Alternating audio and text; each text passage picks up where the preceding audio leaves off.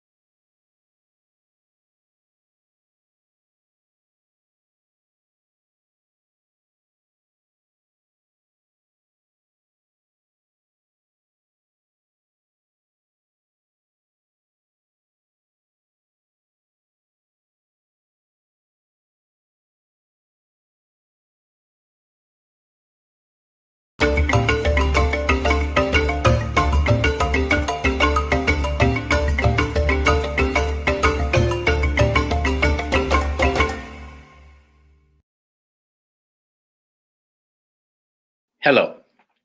In last week's interview with BBC's NewsHour, South Africa's former ambassador to the US said it was self-evident that there was racism within the Trump's administration. 2 weeks ago, the US government expelled Ebrahim Rasool from the country after Secretary of State Marco Rubio called him race-baiting politician who hates America. Rasool had accused US President Donald Trump of trying to project white victimhood as a dog whistle. Asked whether he believed the Trump administration was racist, Rasool said, "I think it is self-evident rather than anyone needing to be called out." Meanwhile, Burundi's president has raised an alarm that Rwanda is planning to attack his country. Analysts in the region are concerned that the conflict in the Eastern Democratic Republic of Congo is spreading to its neighbors with a fear of an expanding war. The ceasefire reached between the Rwandan-backed M23 rebel group and the Congolese army did not last. And now there is a prospect of Rwanda attacking Burundi. The two countries have had a long history of political conflicts and tension. Burundi accused Rwanda of involvement in the 1993 to 2005 Burundi civil war, while Rwanda accused Burundi of participation in the 1994 genocide, where over 800,000 Rwandans were killed in 100 days. In this new conflict, while Burundi accused Rwanda of backing the M23 rebels, Rwanda accused Burundi of backing the Red Tabara rebel group. It is 5:30 p.m. in Accra, Ghana, 6:30 p.m. in Lagos, Nigeria, and 1:30 p.m. in New York City. Wherever you are joining us from, welcome to another episode of 90 Minutes Africa. My name is Rodolfo Congo. My co-host, Chido Onoma, is on assignment. Happy Eid Mubarak to our Muslim viewers. On our show today, we have Dr. Tony Nwaezeigwe. Until 2018, he was a senior research fellow with the Institute of African Studies at the University of Nigeria, Nsukka, and the pioneer director of the Center for Igbo Studies. He's currently the president of the International Coalition Against Christian Genocide in Nigeria. Dr. Tony Nwaezeigwe, known as the Odogwu of Ibuzo, went into exile after the DSS arrested and detained him under former President Muhammadu Buhari. Nigeria's security agencies came after him for campaigning against the Islamization of Nigeria. He believes that the unconstrained killing of Christians in several parts of the country is part of a calculated effort to Islamize Nigeria. To drive home his campaign, he instituted a case against the federal government of Nigeria and joined Muhammadu Buhari as a defendant. Dr. Tony Nwaezeigwe is the author of several books, the latest being Fulani Ethnic Islamic Conspiracy and Yoruba.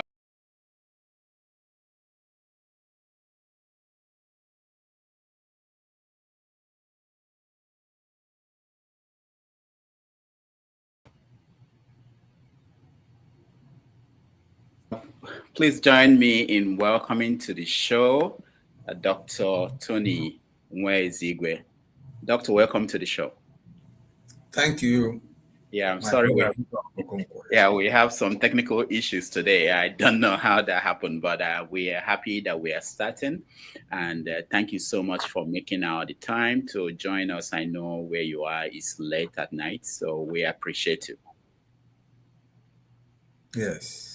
So we typically start this show by talking about issues in the news. We start from Africa, we get home to Nigeria, and then from Nigeria, we talk about the work you do. So in the news, you had stories out of South Africa and out of Congo, Rwanda, and Burundi. But let's start with South Africa. The Trump administration recently, since he came in, he's been on South Africa's case, so to say. He's been fighting South Africa for two reasons. The first one was South Africa's position on what Israel is doing in Gaza. South Africa took Israel to the International Criminal Court in The Hague. Trump doesn't like that. And the second issue was the effort to deal with the land question in South Africa. And that has led to the dismissal or the recall of the ambassador. South African ambassador was expelled actually from America and sent home. What do you make of that? The approach, Trump's approach to South Africa? Well, I think if I were Trump, I should have taken the same approach. Because you see, what is happening in Africa is like, people will say somebody whose kinsman is in heaven does not go to hellfire. If Nigerians in United States of America could rise up to defend the oppressed people in Nigeria. You should be. That's just the same thing Trump is doing. He has a prominent South Africa as a confidant in the government, whose interest he has to defend. Let us even look at what is happening in South Africa. Look, the Thabo Mbeki even came out to criticize the new land policy by this current president. You can't appropriate people's land. You are talking of people who have lived there since 17th century. The first settlement, Dutch settlement or white settlement in South Africa was in 1652. And you are still calling those people strangers or South Africa. As a historian, there are many African cities that are not up to 200 years. And they're thriving. The inhabitants are, the inhabitants are living there. Let us even take Thabo Mbeki carried out his own land reformation. What did he do? He applied the approach of willingness to sell.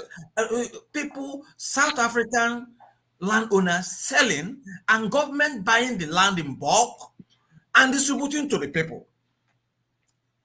You can't come and now say you are confiscating land and you are not compensating the owners. Doctor, I'm not stopping you, but I wanted to point out that from the perspective of the South African government, the land in question is not, there are lands that are not being used, not where people live, not where people are cultivating. And I wanted you to address the issue. They argue that South African population, white population, is only 7.3%, but they control 80% of the land in South Africa. Is that sustainable? Well, how many was the percentage of American farmers who even produce enough food and even export? What's the percentage to the population? You find that the more a country develops, get urbanized, the more people get job and get employed, the more few people, the more the land becomes mechanized, the less the people involved in land cultivation. So you don't look at Zimbabwe. Zimbabwe carried the same seizure policy. What is Zimbabwe today in terms of agricultural production, in terms of general economic development? So I don't believe if the government should take the land, they should compensate the owner just like Thabo Mbeki did. Even if a land is not in use, there are still people who hold the title to that land. So that is what we're talking about. We're talking about equity and justice. Otherwise, it becomes racism. The idea, the blame game. We're talking about South Africa now. It's not all about whites. We've been talking about the blacks, the xenophobia. Our people living in South Africa are even slaughtered, killed, discriminated against. In the same team, under the same team of trying to appropriate, yes, their property. These are blacks. And Nigeria nationalized our NMPC from share because of the battle against apartheid. Nigeria virtually sponsored apartheid, the anti-apartheid movement in South Africa. And yet, Nigerians are the most vilified, the most discriminated against, the most humiliated, the most attacked in South Africa. So it's not a question of we're not talking about Trump. Trump is able to do it because he has Elon Musk, who a South Africa who can fight for his people.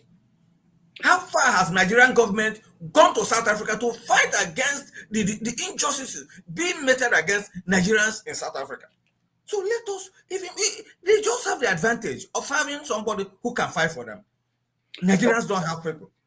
There are some people who are now saying that what Trump is doing, if he continues on this path and the South Africans continue to insist that there has to be some kind of distribution of land to Black people, that Trump might be able to do to South Africa what the British and others, the Western nations did to Zimbabwe. Do you see something like that happening? And do you want that to happen? It's not a question of my wanting it to happen. I am not in a position to either want it or to either not to want it. Where it's a question of, Is it right? Is it right? Like the sanctions on Zimbabwe, for instance, crippled the country. And they might do the same thing. Already, Trump has withdrawn the aids to South Africa, imposed sanctions, and it's talking about imposing more. Do you want that to happen? Well, if that can make the government like Thabo Mbeki, because we're not talking about a former president there coming out to criticize the policy, that the spirit of ANC is that of non-racial. ANC was founded because ANC was it's not just a black party. It is a mixture of Indians, South African blacks, even South African whites. Non-racism, that's his policy. And by doing it, the same thing Zimbabwe did. They're also attracting the same, although the effect it had on Zimbabwe will not be the same it will have on South Africa, because why not? Why not? Developed. If you impose sanctions on South Africa, it will cripple the country. It cannot cripple. I don't believe it can cripple the country, because it can give South Africa some bits of economic problems, but not because South Africa is a powerful country economically, and it also belongs to BRICS. It has other groups to align with. It's just like Russia. You see, all the sanctions against Russia did not cripple, Russia. So, Doctor, you're a historian. Do you think it's possible for 80% of people in South Africa not to have land? Think about it. The black people in the Soweto, in townships, they don't have any piece of land. Do you think it's possible for them to come out of poverty if 7.3% of the population, white population, will continue to own 80% of the land? Is there anywhere it has happened? As a historian, the economy where the only situation where economy is built on land is feudalism. Under the modern economic dynamics, it is industrialization that gives land. If you're educated, you are well informed, there are a lot of Igbo people, Igbo people who have vast land. They're all educated, they engage in business, they left their land. So it is not land, it's not the core of the economic power of South Africa. He's only being petty. A land cultivated by 3 people through mechanized system can produce more food than the same land shared among 100 people. Okay. Yes, we are talking about cost effectiveness and productivity. Yeah, let me ask you another example, because people look at Black Americans, African Americans, and they say that the reason why they are behind in wealth accumulation compared to their white compatriots is because of land. The fact that they were not given what was promised to them at the end of slavery in America. So how do you, and it continues over generations, and the gap in terms of wealth is associated with that. They don't have home ownership in the case of America. So people look at it and look at South Africa and say that if nothing is done, that over generations, it may take them more than 200 years to get to anywhere close to where white South Africans are today. Now, I don't believe that. Listen, that's your analysis cannot hold, because the Indians are one of the successful people in America today. The Jews are by far the richest single people in America. The Latino are clearly taking over the American system. And in fact, the white Caucasians led by Trump fear the Latinos more than they fear the blacks. because the fear is that sooner or later, the Latinos will overtake the Caucasians by population and take over the land from them. And that was why there was that massive deportation on the Latino side. So it's not actually, so the issue is not about ownership of land. Blacks, we have successful blacks. We have successful African Americans. We have them at the intellectual level, at the business level, at the political level. There are always hooligans everywhere. There are people, even whites, who take advantage of the social security and feel they will not do anything. So I don't believe that land was a problem, because if you look at the history of American Civil War, you find that the North that fought the South was more industrialized, while the South that was based on land and on slavery was poor. So we'll be talking about how to get industrialized, and let's take, for example, the policy, the land distribution that President Mbeki did during his tenure. You find that even some of black South Africans giving the land, sold them back to the white people again. Okay, one more question before we leave South Africa and go to Congo. Yes. Trump gave express asylum paths to white South Afrikaners to come to America because he believed that they are being oppressed in South Africa. At the same time, he's kicking out 500,000 Haitians, Cubans, brown people in America. And so far, about 60,000 people in South Africa indicated interest, white South Africans, to come to America. 65,000 indicated interest.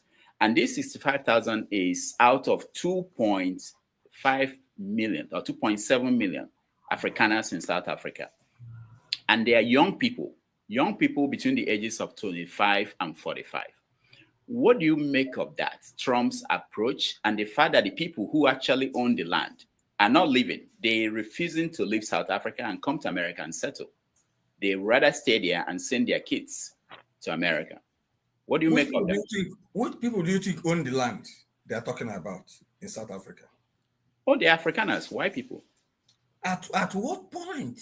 Because some of you, is it like some people, somebody wrote now that I'm ignorant. It's not a historian. Do you know, you don't know the history of South Africa. If you know the history of South Africa, you also know the history of Nigeria. When was Ibadan created? Most of Abeokuta Ibadan, they were created in the 19th century. Are you not telling me that average Ibadan man is not a native of Ibadan? Man, are you telling Onitsha that was established around around the 15th century or years or so? Are you telling me that the Onitsha people there are no longer, that met Oze people, that they don't have right to the land? You are talking about people who have been there since 1652. And you are telling me they don't own the land.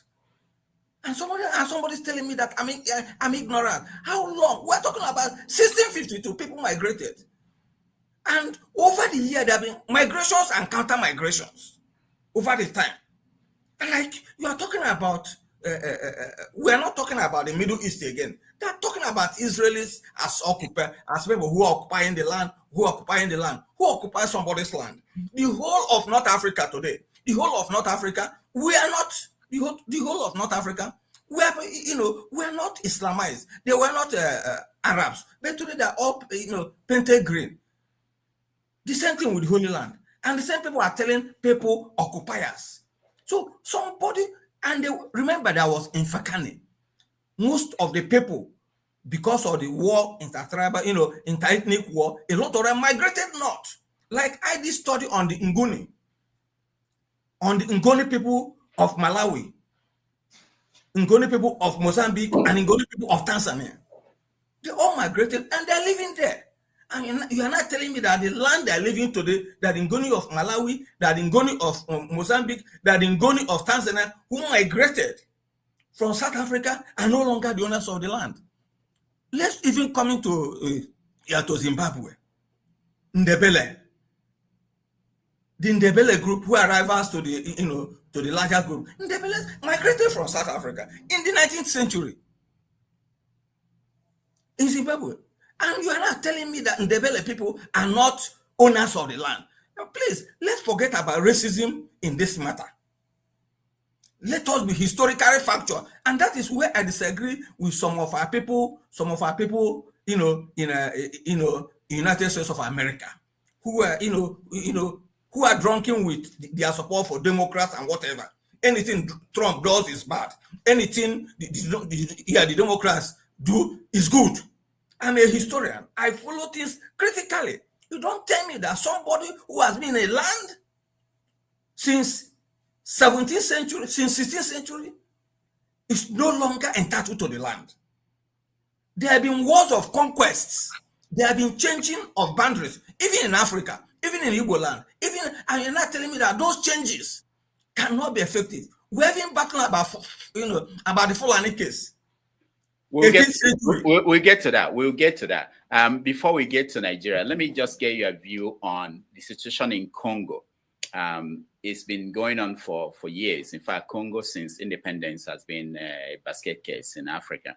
I don't know if you've been able to come to a kind of conclusion on why that is the case. It's a good example of where the Berlin Conference, whatever they did there, failed. And it's been more than 140 years. And Africa cannot find a solution to the Congo crisis. In the news, we heard that Congo, the crisis there is developing to the point that it's spreading that Rwanda may attack Burundi. And we know the history of Burundi and Rwanda. And it's still the same dynamics where you see the Tutsis, who are minority, trying to control both Rwanda and Burundi. What do you make of the situation in Congo, and where is the solution? Well, I want you to understand the dynamics first. During Mobutu Sese Seko's period, the rebels, there was combined rebels.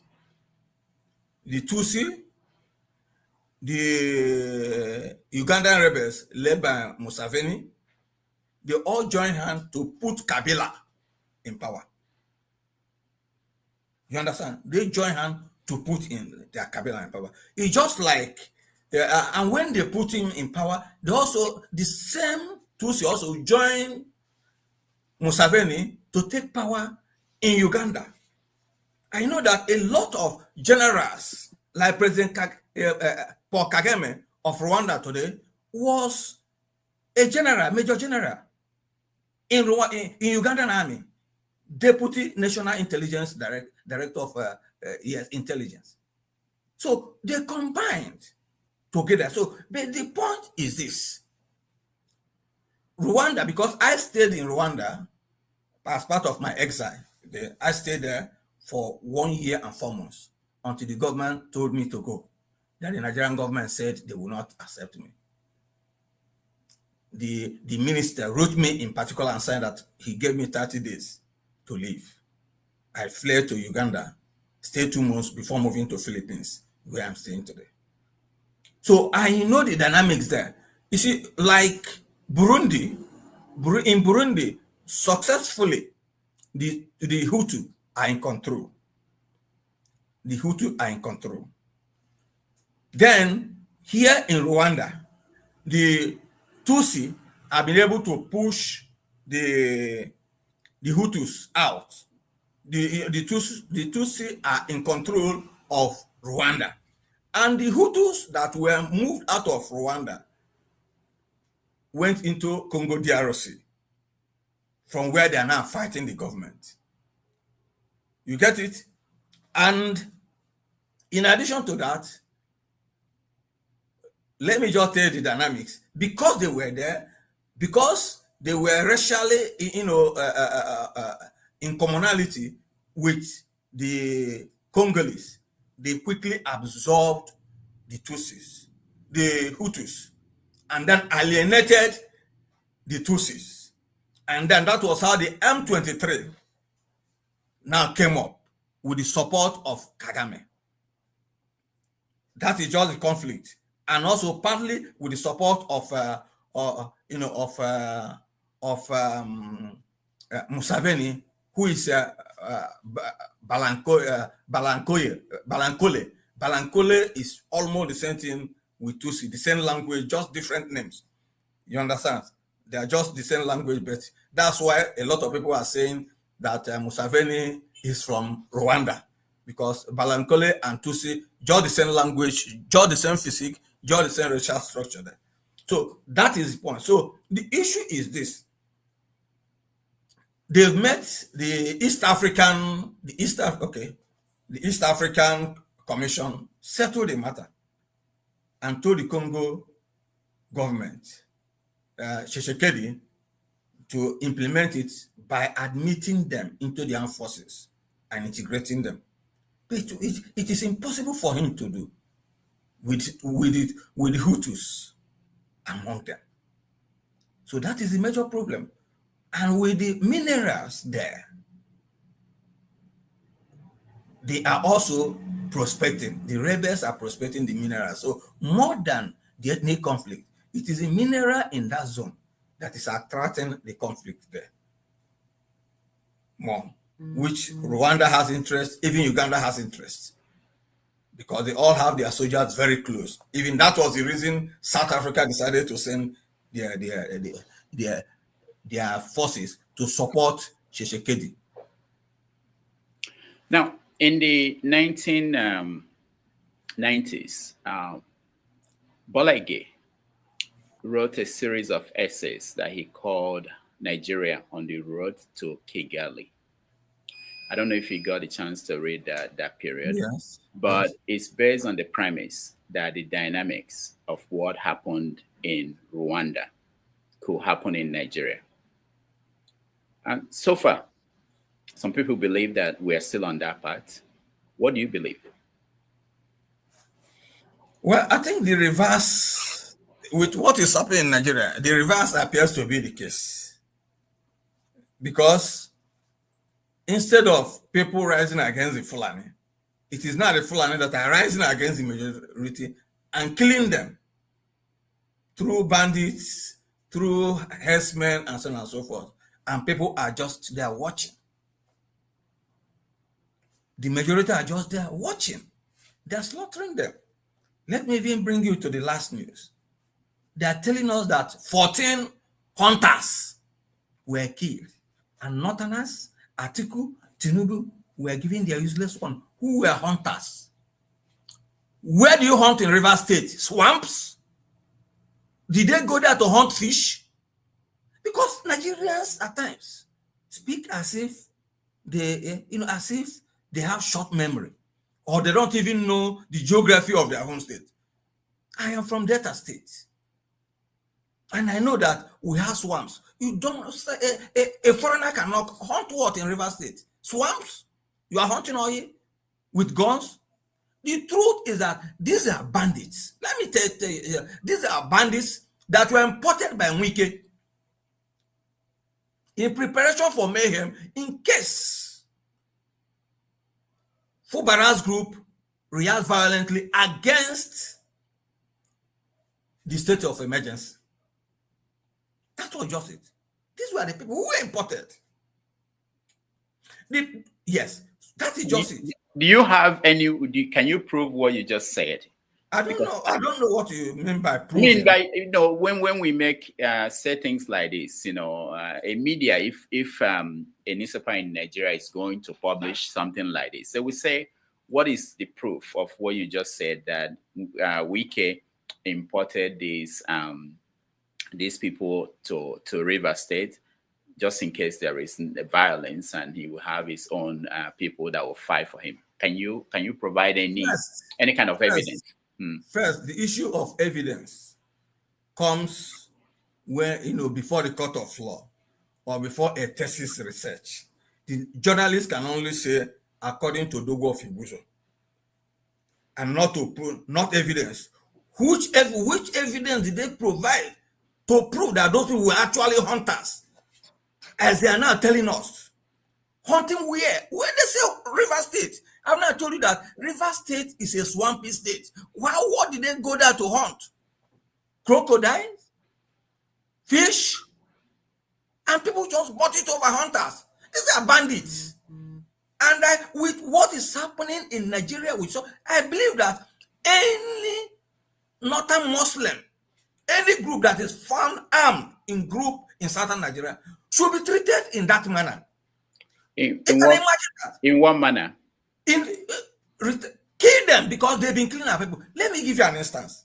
On the eve of APC convention that eventually nominated Tinubu, more than 60 worshippers, Roman Catholics, were killed in our Catholic church.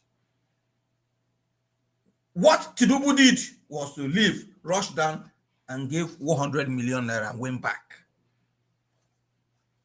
We're not talking about 14 hunters who armed. We're talking about people who were receiving Holy Communion, who were armed with the Bible, peacefully in their church. And they were stopped. Nothing happened. It was forgotten. The Catholics, the Christians did not one day come out on the street and said, because the day the church wants this thing to stop, it will stop. The day the church wants this thing to stop, it will stop. The day the church said enough is enough, and throughout, whether you're a Roman Catholic, whether you are whatever, the day you come out, they come out, this nonsense will stop. Now somebody's telling me den gun. These days, you don't even use den guns for hunting. You use pump action. So that den gun, does that man who wrote on this place and talking about den gun understand what den gun is? Before we continue, Doc, I have to say that this platform, we don't support violence against any group. Because it's a requirement for us to continue to be on air. But okay. let me ask you, if you are saying that you think that the mob reaction, is the right way to go, where would you think that will lead us to? It will lead us to Sri Lanka, to Bangladesh, and to other countries where the people said no. Even in this country I am today, where at a time the people said no to President Ferdinand Marcos. So it depends on the people to say, we are okay with this. We're not talking about violence. Somebody is telling me, Dengon, I'm a historian. Do you know what is Dengon? Dengon is what you use gunpowder to stop before you shoot. Do they still use it today? Do you use it again for hunting? It's camouflage. You have double barrel, then you have pump action. So somebody who is telling me, oh, do they use den gun for this thing? He does not understand the modus operandi of our bandits. It's a question of they concealed their weapons, their AK-47 in bags, in sacks, and transport them as oranges, yam concealed. And at times they come as hunters, they are bandits. By the time they get to their location, they distribute it. And when they are going back, they pack it again in the same sack bag and transported as fruits, ordinary good, and back to their location. And they're going. That is the way they operate. So that they use, yes. So, Doc, you said you think we go towards Philippines, Sri Lanka. You don't think that we are going towards Rwanda, where 800,000 people were killed in 100 days? You don't think that's possible in Nigeria? Well, for now, I don't know who will kill who, because the people who killed the Tutsis were the majority. But right here in Nigeria, it is the minority that are killing the majority. So I don't think that is the same thing. Yeah, but you are saying that you want the Christians to rise up and probably do peaceful demonstration. I don't mean arms. When I mean Sri Lanka style, when I mean Bangladesh style, I don't mean arms.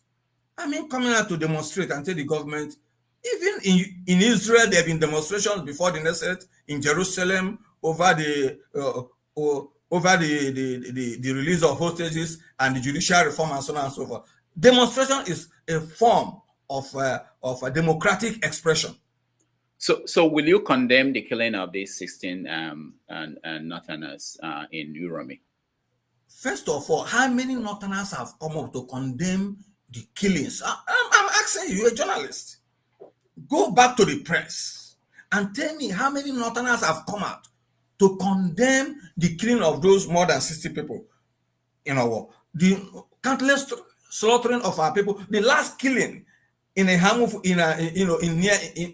Ebonyi State, where the governor shamelessly just said we condemn, because our statement, our leaders is condemn. What of Benue State? What of Taraba State? What of Nasarawa State? What of Kaduna State? How many Muslim leaders have come out to condemn them? Deborah Samuel was lynched and murdered gruesomely. Atiku's PA, who was an Igbo, condemned the killing in the Atiku fired him. That he did not order. The same Atiku is now telling us, oh, we must do something about the killing of the 14. So I don't know why you ask me if I accept or why am I here in exile? It's because my people are being killed, my people are being slaughtered every day without resistance. And you are not asking my opinion on those people who came to slaughter our people, and our people were able to resist them, even though some people are trying to change the narrative. Somebody was telling me, did I see AK-47 in their sandbag? With me, he did not understand what I said. Bandits don't travel with their AK-47. They conceal them under cattle, under lorries carrying cows to the south. They conceal them, and police don't search them. And they land in their cattle markets, where they get it distributed. And when they run, that is where they hide and conceal themselves. So as a Christian, I know that you're a Christian, and it says that an eye for an eye. I think it was in the Old Testament. And someone said that an eye for an eye will end up leaving all of us blind. Are you saying that you don't see a situation where everybody could rise up, take law into their hands? There are several divisions, lines of divisions in Nigeria, that if something triggers what we saw in Rwanda and in Burundi too, because it didn't happen, the Rwandan genocide didn't happen in one day. It didn't just start. There were history, events, and people were reacting the way we are reacting in Nigeria, which is, like condemn it, which is do nothing about it, sometimes even encourage people to react and fight in the opposite direction until the big one happened. And they wiped out majority of their people, even men in that country. So is that the best solution to this problem? Since you said, if I'm a Christian, first let me tell you, as a Christian, I believe in the Bible. And if anybody asks me to stop believing in the Bible, that person is telling me not to be a Christian. And the same way I believe in the Bible, the same way Muslims believe in their Quran. Mm-hmm. And it's impossible for a Christian to tell a Muslim to stop believing in his Quran. It's also stupidity, and out of stupidity on the part of Christians, to believe that what the Quran tells the Muslims, that the Muslims will disobey the Quran and do another thing. If you're a Christian and you truly believe in the Bible, also believe that the way you believe in the Bible, the way Muslims believe in their Quran. Now, I would like you to even put on the screen three fundamental verses of the Quran, which a Christian should look at before deciding on the kind of relationship that we have with a Muslim. Because let's go to Surah, Surah 9, Quran Surah 9. Surah means chapter. Surah 9, verse 122. Then we go to Surah 5, verse 51. And then the third one, Surah 5, verse 65. If you can post it on the screen so that I can read. So that you can go ahead and read. I know I'll find it. I have it somewhere, but I'll find it. But go ahead and be reading it when I find it posted. Yeah. Surah 9, verse 123 states, and I quote, "O believers, make war on the infidels around you. Let them find firmness in you." That is a command. So fighting and killing Christians is a command by the Quran, which you cannot tell them not to do. Now, Surah 5, verse 51 states, and I quote, "O believers, take neither Jews nor Christians for your friends and protectors. They are friends and protectors for one another. Whoever of you seeks their friendship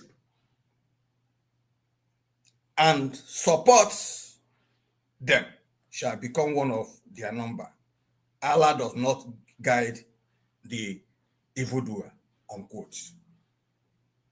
This is Quran. We are not even talking about the hadith of Buhari, which is even fiercer than the provisions of the Quran. We're not even going to the hadith of Muhammad recorded by some of his companions. We're not talking about the Quran. Now, Surah 5, 6 says, "Had the people of the book," when you are talking about the people, you are talking about Jews and Christians, "had the people of the book only been faithful and mindful of Allah, we will have certainly absolved them of their sins and admitted them into the gardens of bliss." What is telling you is that Christians are sinners, and as far as they are sinners, unless they convert to Islam, they cannot be accepted. They cannot be let go. So when you are not telling me tit for tat, it's like telling Jesus Christ, why did he use his cane and drive those people who were changing money in the temple? Why did Jesus Christ also tell the devil, "Get out here, you, away from me," when the devil was trying to tempt him? You must look at the Bible. The Bible is very, very clear that the kingdom of God suffereth violence, and by violence shall we apprehend it. It's very, very clear. So that idea, I'm not talking about the New Testament, not the Old Testament of tit for tat. Tit for tat is all about sin. All about sin. So it's not judgment and eye for, and that is even a Hammurabi's law. You understand? Not which was adopted at that time, by Moses, but it was actually the Hammurabi's law of an eye to an eye. So that is not the issue. The issue is, what does your religion take me to be in my relationship with you? Not what I will do if you come against me. No man is a tree. Without sacrifice, without danger in life, without battle, we shouldn't have been Christians today. Even the Muslims, most of those who became Muslim by the art of sword. So that idea should not be sold to Christians at this time, because after death, there is no repentance. It is only judgment. So you better fight for your judgment while you're alive. than when the time for repentance is no longer there. The important men of the Bible were great warriors. David was a great warrior. Moses was a great warrior. Abraham was a great warrior. Jacob was a great warrior. And we also describe Jesus Christ as a mighty man of battle. Mighty man of battle. Mighty man of war. So why should you preach to us that we should now allow somebody to slap me at what, in one cheek, slap me on the other one, and then before I know it, all my head is off. All right. I wanted to find out from you. Let's go back in history, how we got here. Just narrow it down to Nigeria. I read your papers you published about the development of language and different ethnic groups, and hopefully I'll get to that. But before then, I want you to tell us what you understand about how Nigeria, this territory that we call Nigeria today, how it will have looked like if the British, if the Europeans didn't come in. If we isolate the coming in of the Europeans and look at all the other things that were going on in Africa before the Europeans came, how do you think Nigeria will have looked like today? Let us even look at it from, if you isolate the Fulani, how will Nigeria should have been today? Okay, go there. Yes. First of all, let me put one thing most historians tend to cover up. That at the time Usman Dan Fodio came up to Gobil to carry out his jihad, that the city of Gobil was a Christian state. That as in 1825, when Clapperton visited Kano, Kano was partly Christian and partly Muslim. And that one of the reasons why Mohammed Bello, Usman Dan Fodio's second son and successor, fought against economy was because he accused the Borno Empire of mixing Islamic rights with Christian rights. What I'm trying to say is that Christianity, Coptic Christianity, was already in northern Nigeria before Islam came. And when Islam came, Islam gradually started uprooting it because of the fall of Sudan, Aksum in Sudan, Aksum, and then cut off of Ethiopia, and Islam took over, and the Christians were isolated. Otherwise, by now, Nigerian, the entire Nigeria should have been Coptic Christians, like you have them in Egypt, like you have them in Ethiopia and Eritrea. That is on the on the one stage. On the second stage, had the Fulani not been here by this time, where Nigeria should have developed like most other countries, because borrowing by then, like there are many countries that the Britons never conquered, and they borrowed their civilization from them. Like if you look at the southern Nigeria today, southern Nigeria was divided into many before the Yoruba Civil War, 19th century Civil War, when because of the Fulani conquest, the Yoruba people now started fighting against. We had big empires that that looked over, superintendent over certain areas wide, even though the authorities were not as strong as it should have been. So they should have even been borrowed. They should have been borrowing like Ethiopia. They should have been borrowing like Lesotho. These were not like Eswati, Eswati. There are some countries that were not conquered. Even Liberia, we should have also been borrowed from Liberia. Development is all about, let me say, civilization is all about borrowing, right from time. Because already at the time, I'm telling you now, there was connection between Igbo land up to North Africa. For example, the regalia the Igbo people are using today, the red cap, was being imported from where? From North Africa, Morocco. The cowries were being imported. The major currency was not produced in Igbo land. It was being imported abroad. You're also talking about even the beasts and other things being imported. The guns were being imported. So through that importation, we should have even developed gradually by borrowing. Colonialism only tried to bring us together in the name of their selfish unity, were creating problem among us. That was actually what, although there are advantages in that unity, but there are also disadvantages which we are suffering today.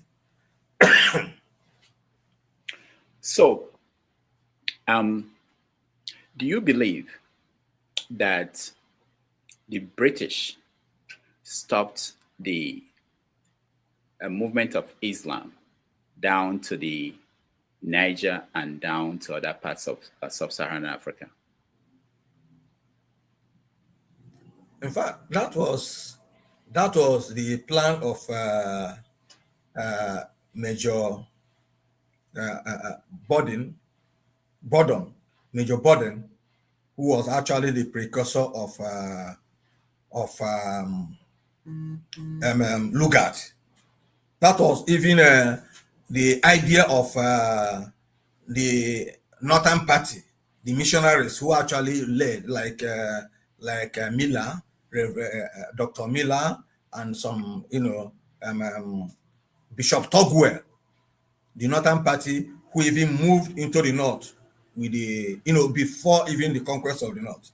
The general plan of the whole people was for the British Lugard to dismantle the whole Fulani Empire and return power to the original area, to the original owners, or leave it like the French did.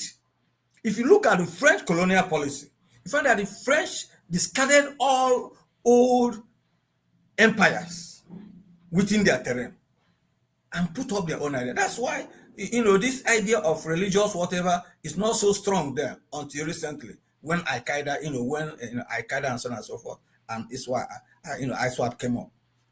But then British government, Lugard, decided to empower the North for two reasons.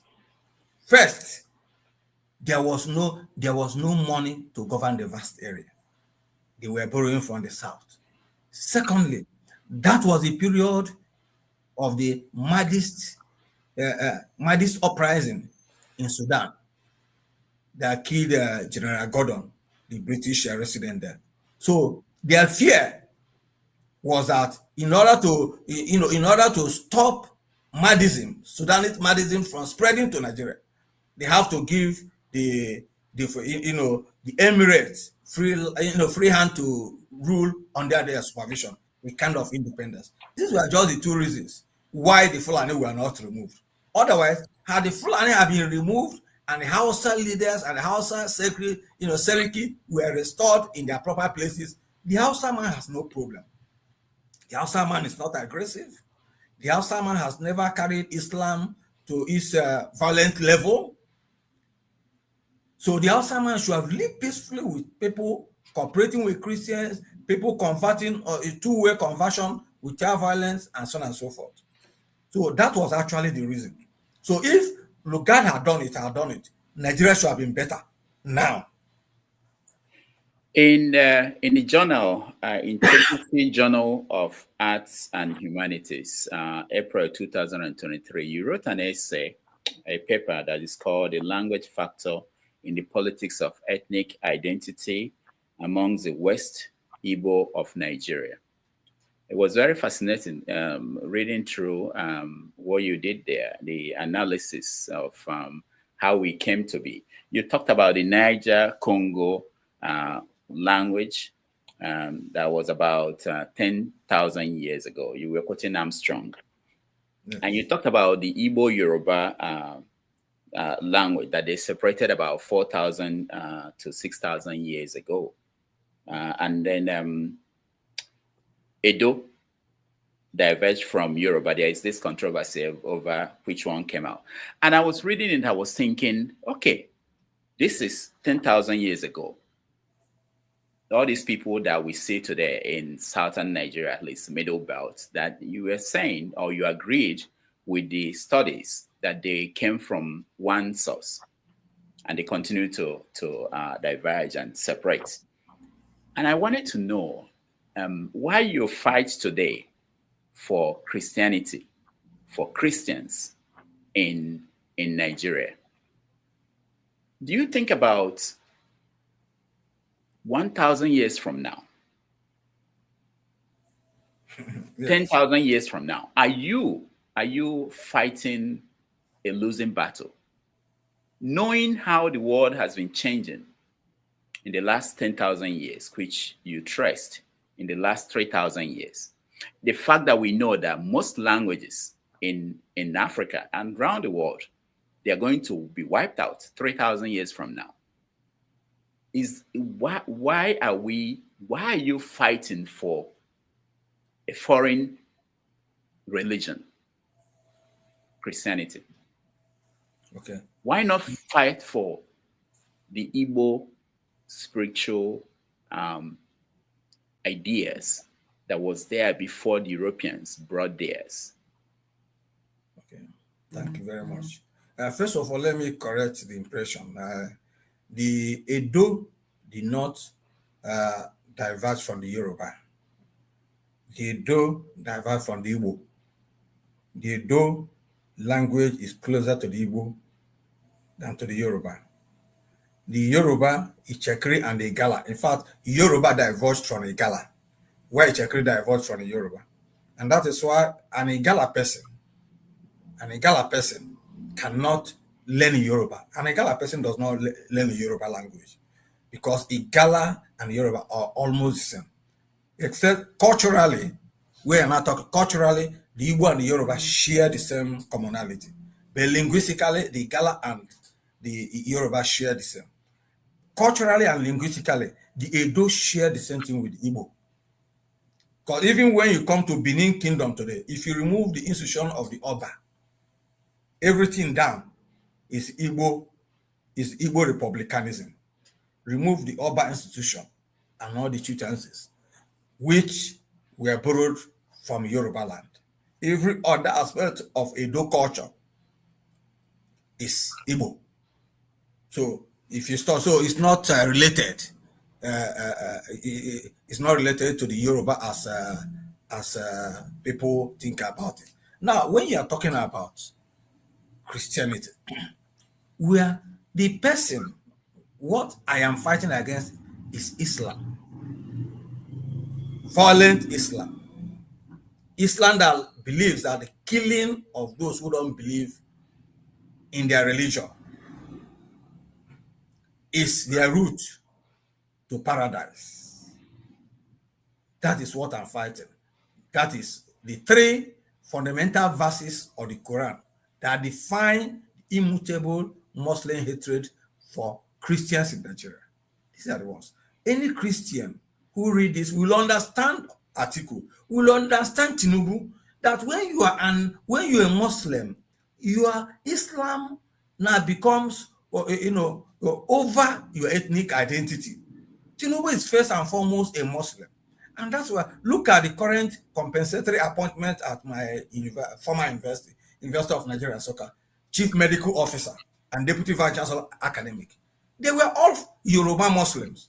Two of them were Yoruba Muslims. That is another system of competitive Islamization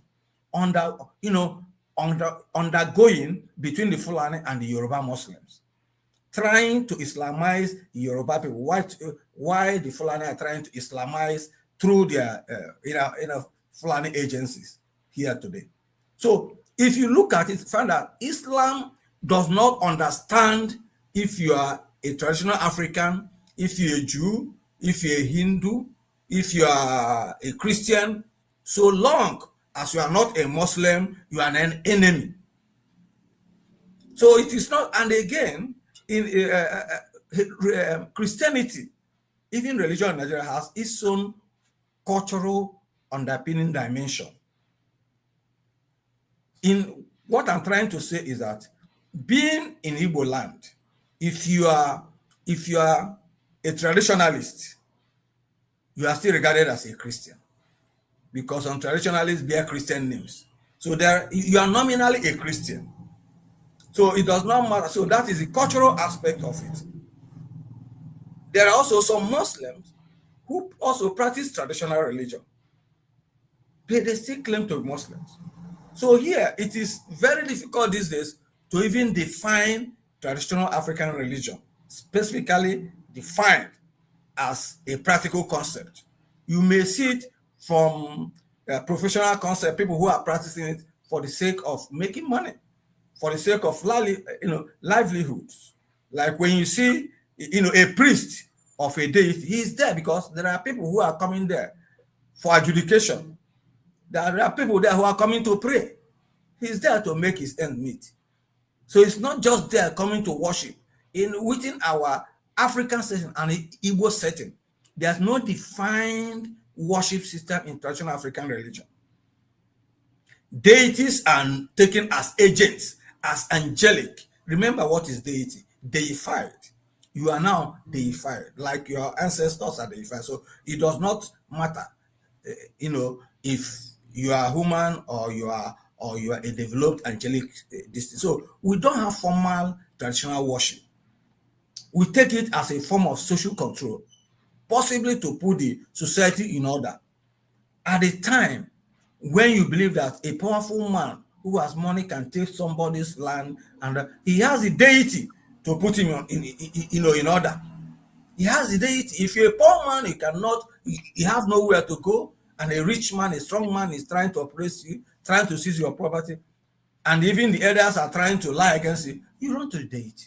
So deities within the Igbo context, within the African context, were actually practically as agents of social control, not as worship, as formal worship, as you have in Islam, as you have in Buddhism, as you have in Christianity, as you have in Hinduism. So that's what I want you to understand about religion in Igbo land. Are people, you get up, you pray to God in heaven, Chukwu Okike. You don't pray, you pray to Ndichie, which is also akin to, to Roman Catholic system of worship, of Latria for God, Hyperdulia, and Dulia, Hyperdulia, and other ones, and so on and so forth. So our Igbo traditional worship is almost the same thing with Roman Catholic, not traditional as you take it. Because because the way they revere the Roman Catholic, revere the saints, the way we also revere our ancestors, the way they revere the angels, the way we also revere the deities. So they're all the same. We'll come back to that. Yes. I also want you to define for us what you consider Islamization of Nigeria. What are the signs that Nigeria is undergoing Islamization? Well, let's look at it. The definition of an Islamic country is not by population of the citizens, but is by the leadership. An Islamized country is the one that is headed by a Muslim leader. What we're telling you is that, for example, the Sultan of Sokoto comes from a minority Fulani ruling over majority Hausa and other people. So that's the Sultanate. Turkish Empire, the Turkish Sultanate never ruled ruled over several people of several nations. The Turks were still minority. So number one, we have come to the final level of Islamization, where you have a Christian, where you have a Muslim president and a Muslim vice president, where the major cabinet offices are held by Muslims. The chief security, national security advisor, a Muslim, Fulani. Chief of Minister of Defense, a Muslim Fulani. Minister of State for Defense, a Muslim Fulani. Then if you also look at the ratio of Yoruba people appointed in important positions by President Tinubu, you find that 80% of those people appointed were Yoruba Muslims. not Yoruba Christians. When you're talking about Tinubu appointing Yoruba, the core Yoruba people know, the Christian Yoruba people know that this government does not belong to them. Because they know that 80% of those who are going in, look, from Accountant General, look at all of them. Any major appointment made, 80% of them, or even more, from Yoruba land, were Muslims. And this just the game of the Anasfat, part of the movement by, they believe that the Christians have been dominating Yoruba politics. So this is their own advantage to take over. And that was what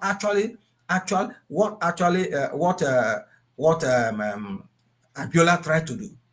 But as I said in that my paper, that the forces, the spiritual forces in Yoruba land, we never support any Yoruba man, any bona fide Yoruba person that aligns with Fulani to conquer their people. Afonja did it, and he ended up, and the Fulani went against him. Akintola tried it, and he did not end well. Abiola tried it, and he also did not end well. And now Tinubu tried it and succeeded partially. And you can see what is going on now. They are the same people who helped in the same Fulani who helped in there, also going against him. Because of that forces, that transcendental forces in Yoruba land. So we don't know what will happen tomorrow. But we know, as I predicted, as I concluded, this is the stream, this is the historical and spiritual streams of Yoruba relationship with the Fulani person. That any Yoruba person, any Yoruba politician who aligns with a Fulani group that destroyed the old Oyo Empire and caused the Yoruba Civil War of the 19th century, that led to the destruction of the society and killing of many people, will never succeed. And that is what will befall Tinubu in this matter. That will befall because he has gone against the injunctions of his ancestors. Unless if it's not really Yoruba, as some of us, as evidence claim that he must have been, of original Tapa, that Nupe origin. All right, we are going to take a break at this point. When we come back, we will talk about what you think about Yoruba, Islam in Yoruba land, and we will try to do a reversal of role and have you look at Nigeria from the perspective of the Muslims who are in Nigeria. So we take a break. When we come back, we'll continue the conversation and we get you involved in this. This is a very interesting conversation.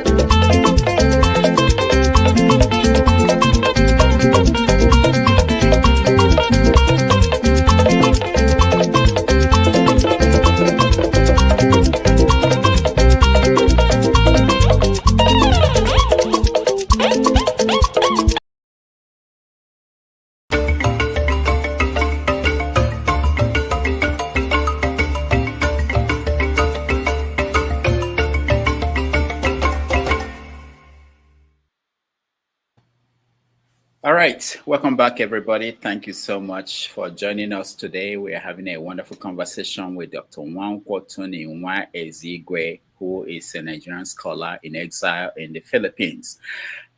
Before we left off, we were talking about Islamization in Nigeria, and I want you to think about this. You're from Ibuzu, is it? Is it? You're right. Yeah. Okay. How many mosques do you have there in the town? Do you know? How many mosques? Yeah. We have one being built by a protege of Atiku Abubakar, Mr. Peter Okocha, who is a business partner of Atiku Abubakar. So he sees himself as the patron of Muslims, of Muslim visitors or strangers in the community. But there's no single Ibuzo man is a Muslim. So if all of a sudden you see 6, 7, 8 different mosques being built in Ibuzo, what will the reaction be for the people of that town? Well, you can't build an empty 6, 7 mosques without people entering them. You understand? You can unless, because if you're building, you don't just build church, church buildings without people entering them.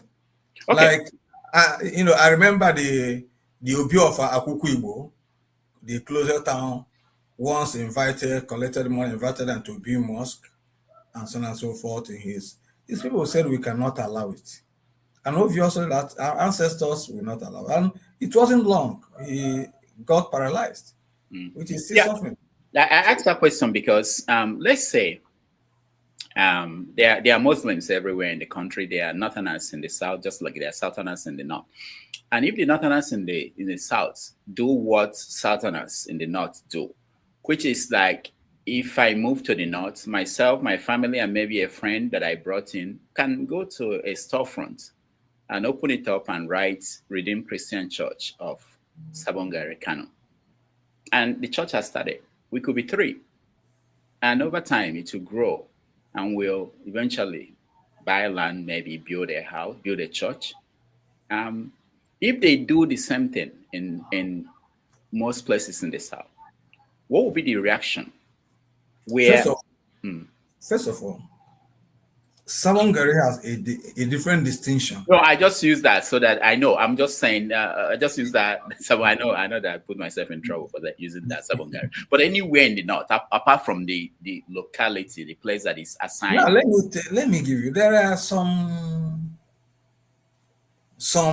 especially in Imo State, there are some communities that have their Ezes, their traditional rulers, as Muslims. There are a lot of people, young men, who have been converted into Islam with enticement of money by Ojos Okalo and Rochas Okorocha. Young men from Imo State. So you're even talking about Enugu State. You've got Onyama, you've got Ude, rich Muslims who got empowered. I remember when I visited Libya in 2009, Gaddafi's agent told me that they could sponsor me as they did to Asare Dokubo.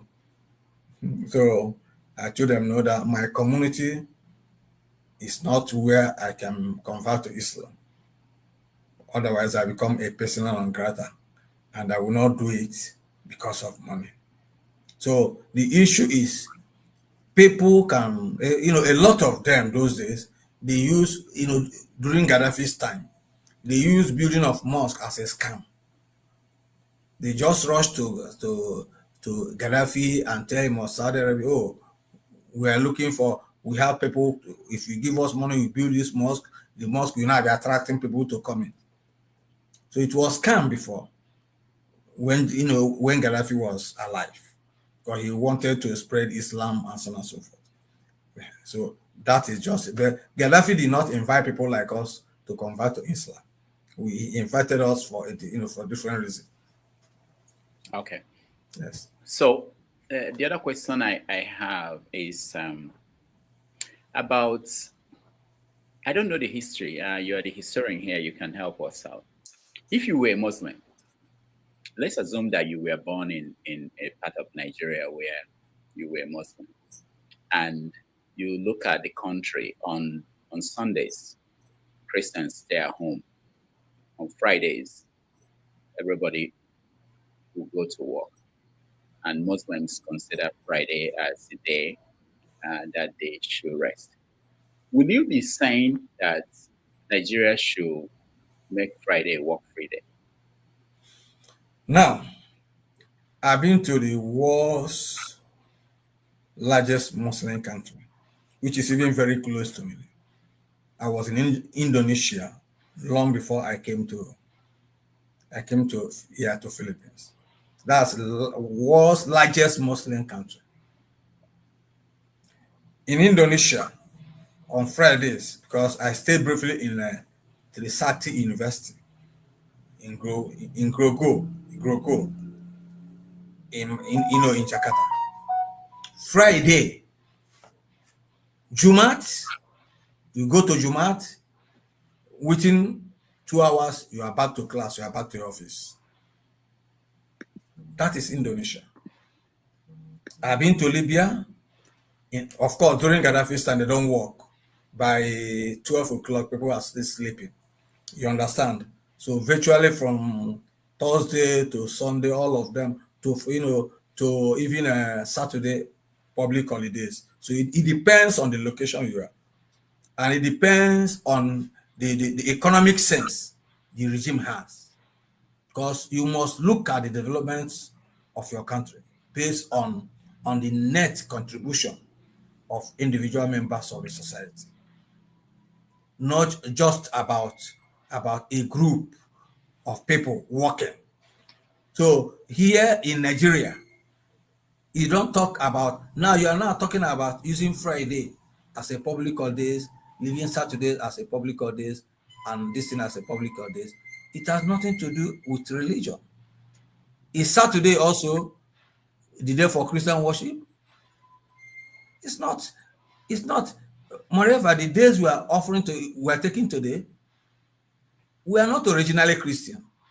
They were Muslim calendar, Roman calendar, adopted by Christian, because the leaders, the rulers who took over the country, who were ruling the country, later became Christians. So eventually became a Christian matter. You can see that Muslims still count their Muslim calendar that starts from the day of Hijrah. That's where the day starts. So they still count it within them.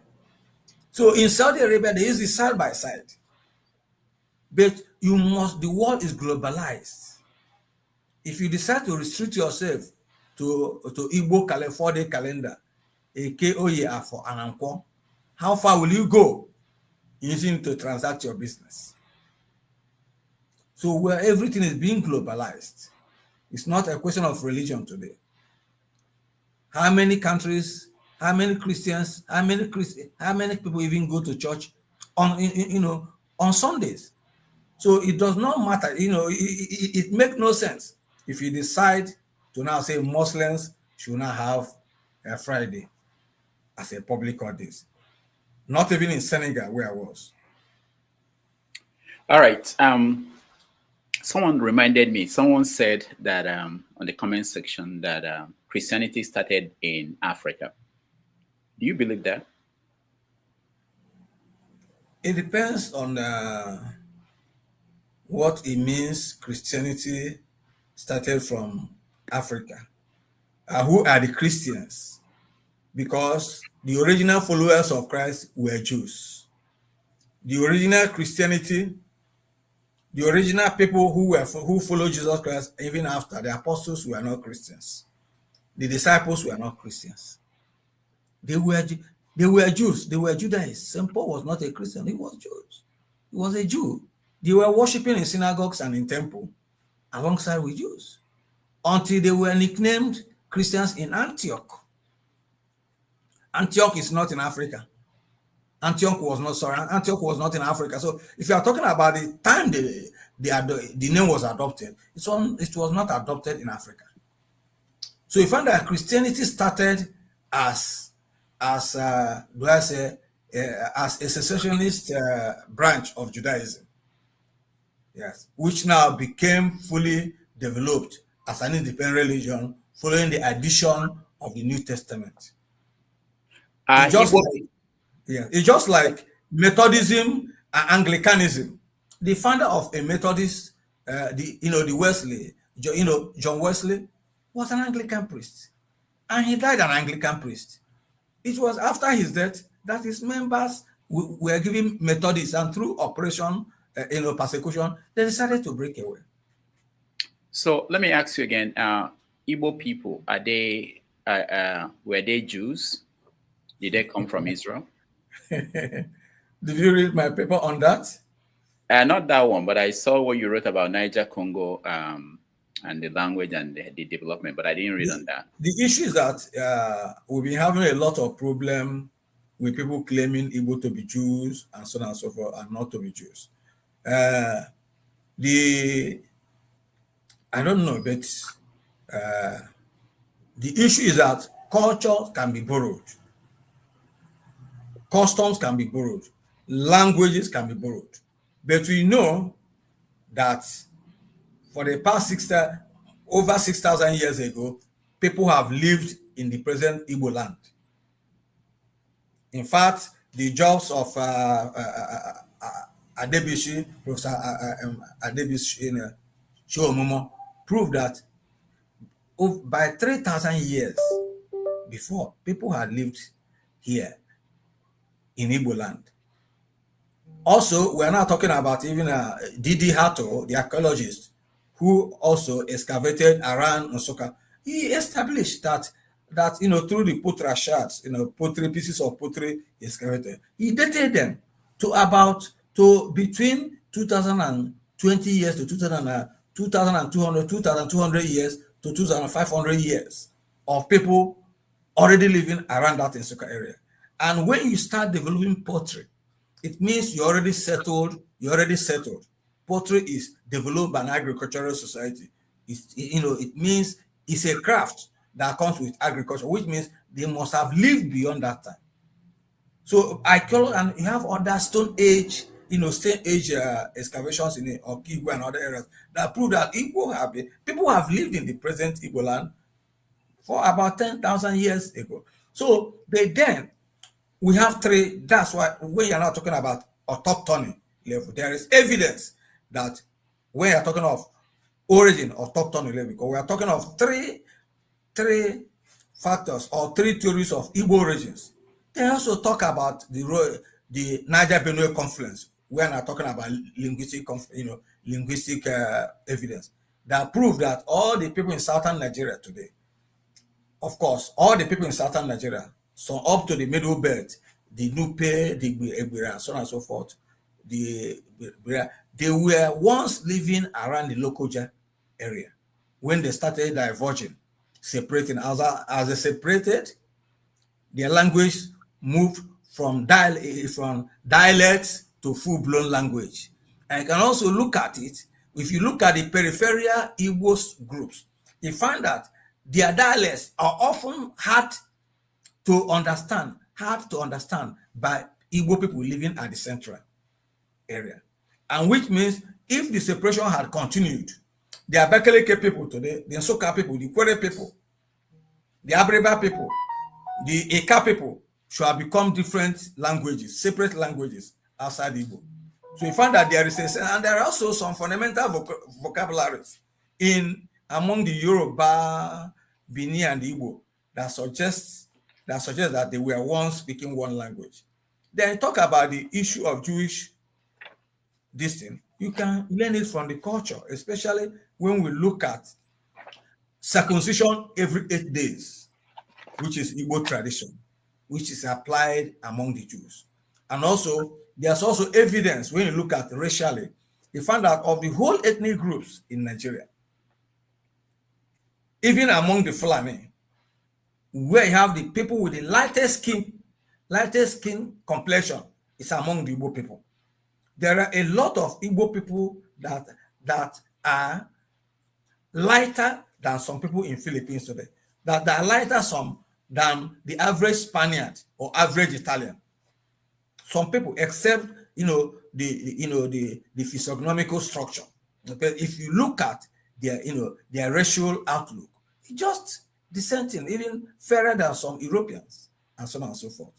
So, like some Portuguese. So, with that, people also assume that Igbo people might have, but not the whole Igbo. There must have been an immigration by a group, because over time, people have been moving around. As I told you, as I stated earlier, Christianity was already in northern Nigeria, and Jews were already moving together. Moving as Christianity was moving, Jews were also moving. As Islam was moving, Jews were also moving along with them, because a lot of Jews were also employed because they were intelligent, just like the Igbo today. So you're also talking about intelligence. The Jews were also intelligent. They are creative, as you can know. The world today, that will tell the Jews the world shouldn't have been what it is today. Without the scientifically, the world shouldn't have been what it is today, without the Jews. So we also know that without the Igbo today, Nigeria shouldn't have been what it is today. So hold on, you're saying that when Jesus was alive, that the Jews were, that the Igbos were already in Igbo land. It's just, you're talking about 2,000 years ago. Okay. So why is it that some Igbo people make efforts to try to connect themselves to the Jews? The issue is this: Jesus Christ, the Jews had existed long before Jesus Christ. You also ask, how did Christianity come to Ethiopia? Ethiopia had the same direct link, just as I told you that Christianity had already got to northern Nigeria today. Even the Bachama of Adamawa State today have some elements of Christian tradition in their customs and tradition. So Christianity had moved in. They have that. So Christianity had even moved to Nigeria, to what is there called Nigeria, from the north, before the onslaught of Islam. And if Christianity was moving, who were the precursors of Christianity? They were the Jews. They were also moving with the Jews. So it is obvious that a lot of them, some of them might have come in and mixed with the people. So why is it that the picture of Jesus and Mary that we have in most parts of Africa are pictures of white people? Because the complexion of where Jesus Christ came from, the present Jewish complexion, is white. The Jews are white today, even though there have been racial mixture from Ashkenazi. Was Jesus white?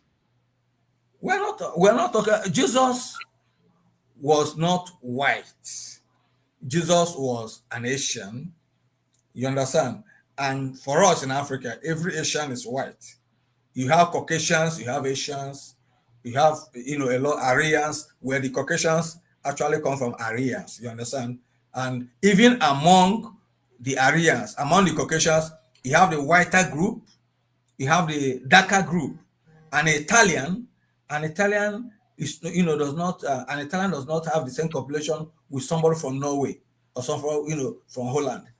A Spaniard does not have the same population with somebody from Greece. You understand? Within the Aryan group, you still have differences. Differences in population. That if you are a patient historian, when you see a white man, you easily describe where he comes from.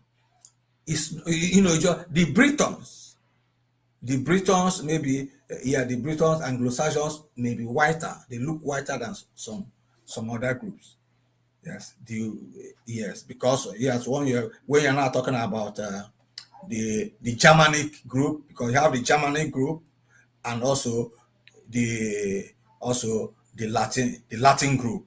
The Germanic groups are lighter in complexion than the Latinos, than the Latin group. Yes. We've had efforts to decolonize the African literature. has there been any kind of movement to decolonize African history? It depends. Well, I don't know what you mean by decolonization. Started actually by Professor Dike when, as Vice Chancellor, he introduced the African Historical Series, African Historical Scheme, that produced people like the greatest historians we have today. Most of them from Europa land. You talk of JCNN, you talk of Afibu, you talk of people like Ayondele, and a lot of them. So Atanda and quite a lot of Olorotimi and so on and so forth. Yeah, before then, Christianity, the Nigerian history was not decolonized, because even himself, Professor Dike wrote his thesis on Niger trade on Niger Delta, talking about European trade. You know, earlier historians like Ajayi, Ade Ajayi, JF Ade Ajayi wrote on Christian missions and so on and so forth. And of course, let me say, the only man within their category that actually tried to bring history to our level was Professor Sabiru Biobaku, who actually wrote on Yoruba Ifa system, Ajala Ifa system. But then from that moment, we continued decolonizing our history in Africa. Like in my university, in my department of history, from your first degree, you are instructed to go back and produce the history of your communities. Field work, you must write the history of your town as your final year project. That was during my time, before everything started changing. Now the people, you know, of course, it's not the kind of dedication we had when we were lecturers that the present crop of lecturers, most of whom we taught, actually have now.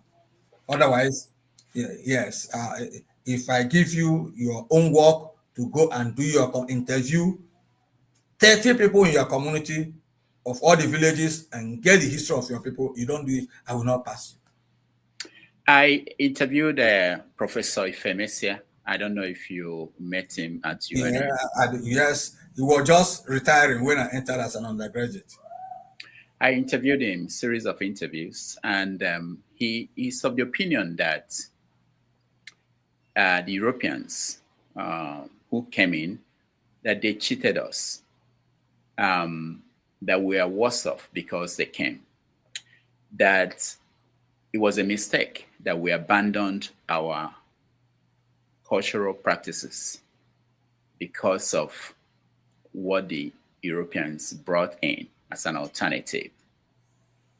You're a historian. What is the conclusion you are getting at? Your own generation of historians. These were the people who made the Europeans, who believed we are brought up under the missionary educational system. And towards the end of their lives, they had a different viewpoint of what happened. I want you to answer this question in the context of the bigger cultural changes in the world, that even the Europeans that brought Christianity to us are turning their back on that. Now, let me tell you something. I don't agree with Professor Ifemesia, who is known for his human living in Igbo land. You understand?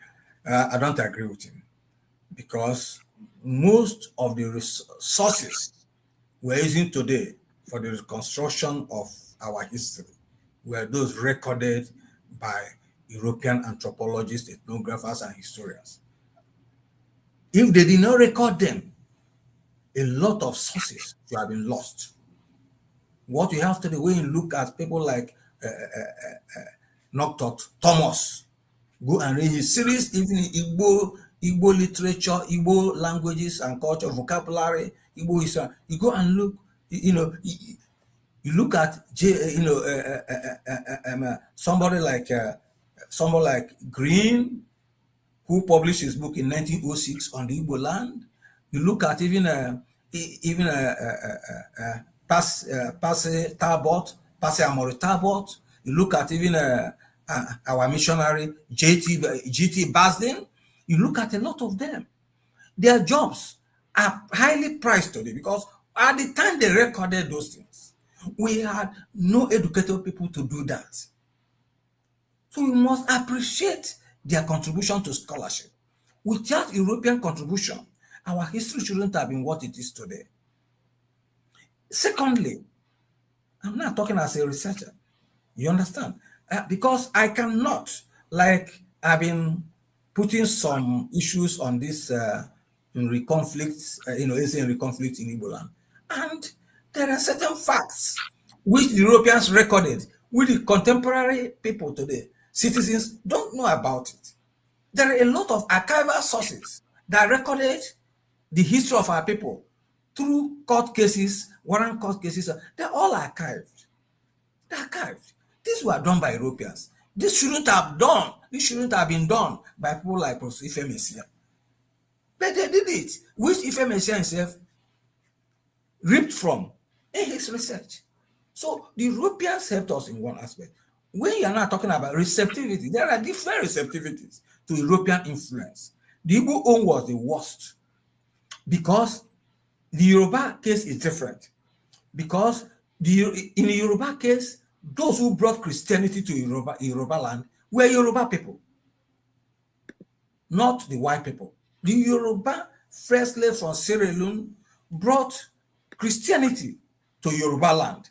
So these people were able, having suffered under slavery, having been oppressed by the white supremacist mentality, they came back to Yoruba land and promoted what? And promoted Yoruba culture alongside Western culture and Christianity.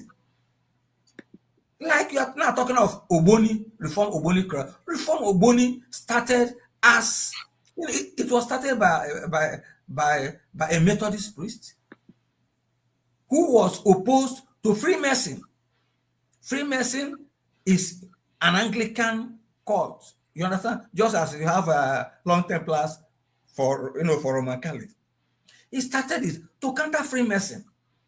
And now, as people started, it started as a Reformed Ogboni Christianity. And as people started entering, it becomes Reformed Ogboni Fraternity. That is Yoruba land. Christians doing it. But in the case of Igbo land, the few Igbo Sierra Leoneans, even in Sierra Leone today, the Igbo people, you just go to Igbo village, they will tell Igbo village in Waterloo, they will tell you they're Igbo. But all Igbo elements have just left. Most of the things you have, about 40% of what is today Creole language are Yoruba vocabularies. The only vocabulary I recognize in Igbo land in Creole is Ogili. This our spicy thing. That's the only thing that they retain in Sierra Leone in Creole that they're using. The 40% of the vocabularies in Creole language are Yoruba. Their greeting, if you are coming to it, is a cabo. Ashuebi, Iyawo, and so on and so forth. These are Yoruba terms in Creole mixed with English. So, in case of the Igbo people, the slaves, the ex-slaves that arrived, were not accepted by our people. We rejected them. We're still talking about Osu. We're still talking about slaves. Where the Yoruba people were accepting them, and this were helping them to develop, we were discarding them. And those people who actually accepted Christianity in Igbo land earlier were the slaves, were the Osu people. Those people who saw themselves as being oppressed by the system. So when they now moved into Christianity, they saw their new position, their superior position with the cooperation of the white man as the means of dealing with the situation. So instead of promoting our customs and tradition, they use Christianity to suppress it. At least if you have read Things Fall Apart, you know about Chinua Achebe's case over the killing of the python, over the burning of the church, and so on and so forth, because they came there to abuse their tradition. But in Yoruba land, there's clear distinction between tradition and Christianity, between their culture and Christianity. In the Yoruba land, in Igbo land, it is abuse of tradition in the name of Christianity. You see somebody taking also title. He takes also title. He goes into the church for a priest, and Ofeko for that matter, to bless him. You see people discarding of even their evil forests, their evil, their not evil, their sacred groves, claiming that these were the things that are causing problems to them, instead of leaving them as relics. You now have Oshun Oshobo as UNESCO recognized center. Oshun Oshobo, how many do you have in Igbo land? So let me ask you, does that mean that you are against what Soludo is doing, Governor Soludo of Anambra State? Soludo is an economist. He doesn't know what he's doing. How can in every system there must be Judases? You see, I've been watching them because I've been watching them. If that nonsense they were doing about going into somebody's home and cutting away their relics, their religious or whatever, I was asking them, did they go to Nando? Did they go to Aguleri? Did they go to any village in Anyamelu? Did they not go there? These are the centers of traditional Igbo religion. We have native doctors. We have strongest and wine. Let his men go there. They're going to Anambra Central, where people even abuse tradition. Let them go to Aguleri. Let them go to Nando. Let them go to Anam. Let them go to Igbo Aku or more. And do that. They can't. You can't even do that in Delta State. You can't do that in Edo State. Because that's the conflict, that's the confusion in Igbo man's identity. And once you start abusing your identity in the name of foreign religion, your respect for your people goes. It goes. And that is why your language is going on. You come to a traditional meeting and Igbo man will be proud to say, let me speak in Igbo. I'm sorry, I don't know how to speak. It's a kind of status symbol not to speak your own language. You have Yoruba newspapers that have been there over 70 years. Yoruba newspapers. You see a Yoruba man who does not understand English, but he speaks what?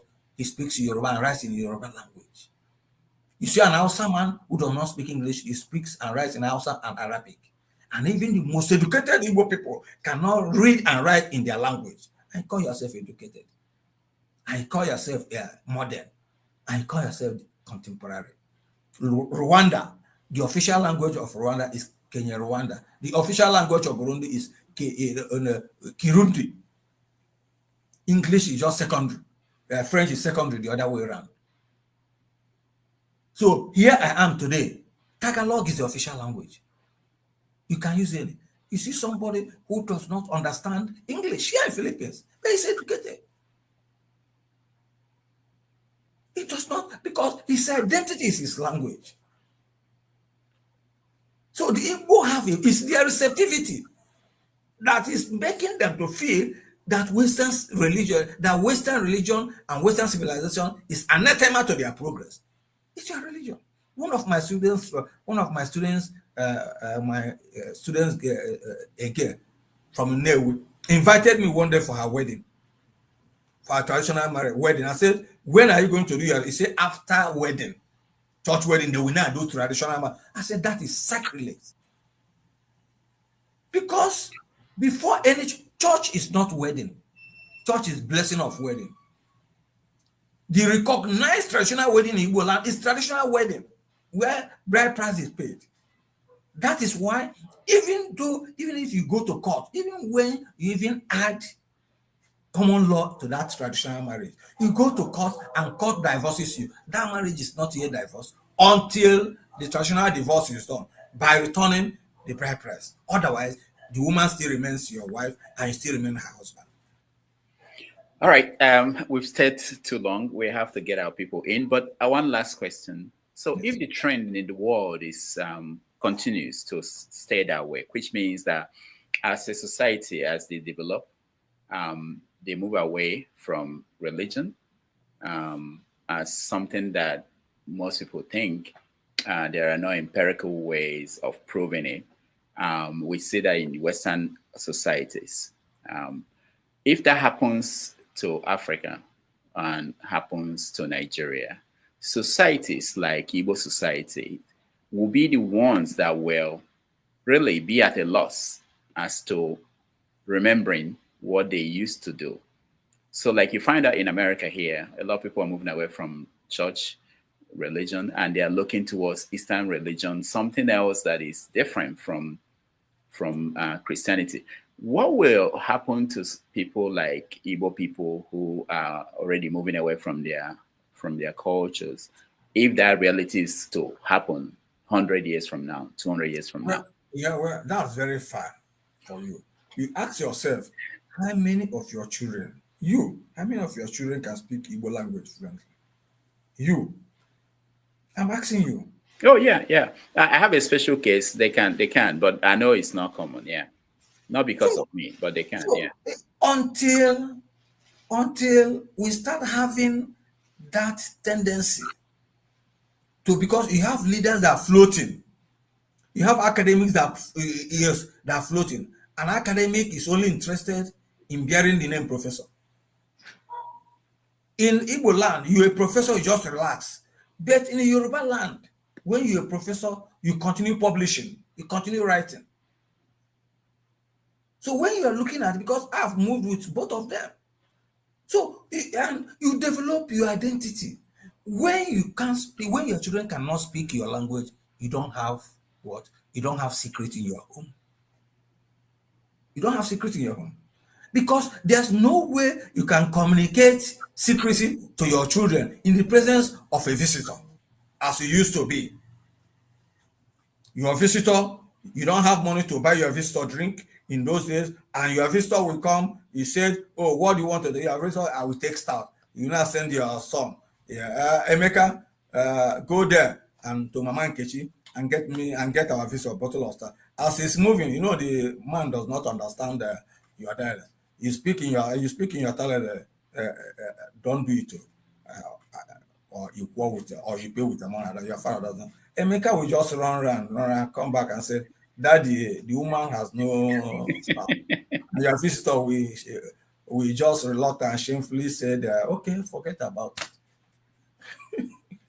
So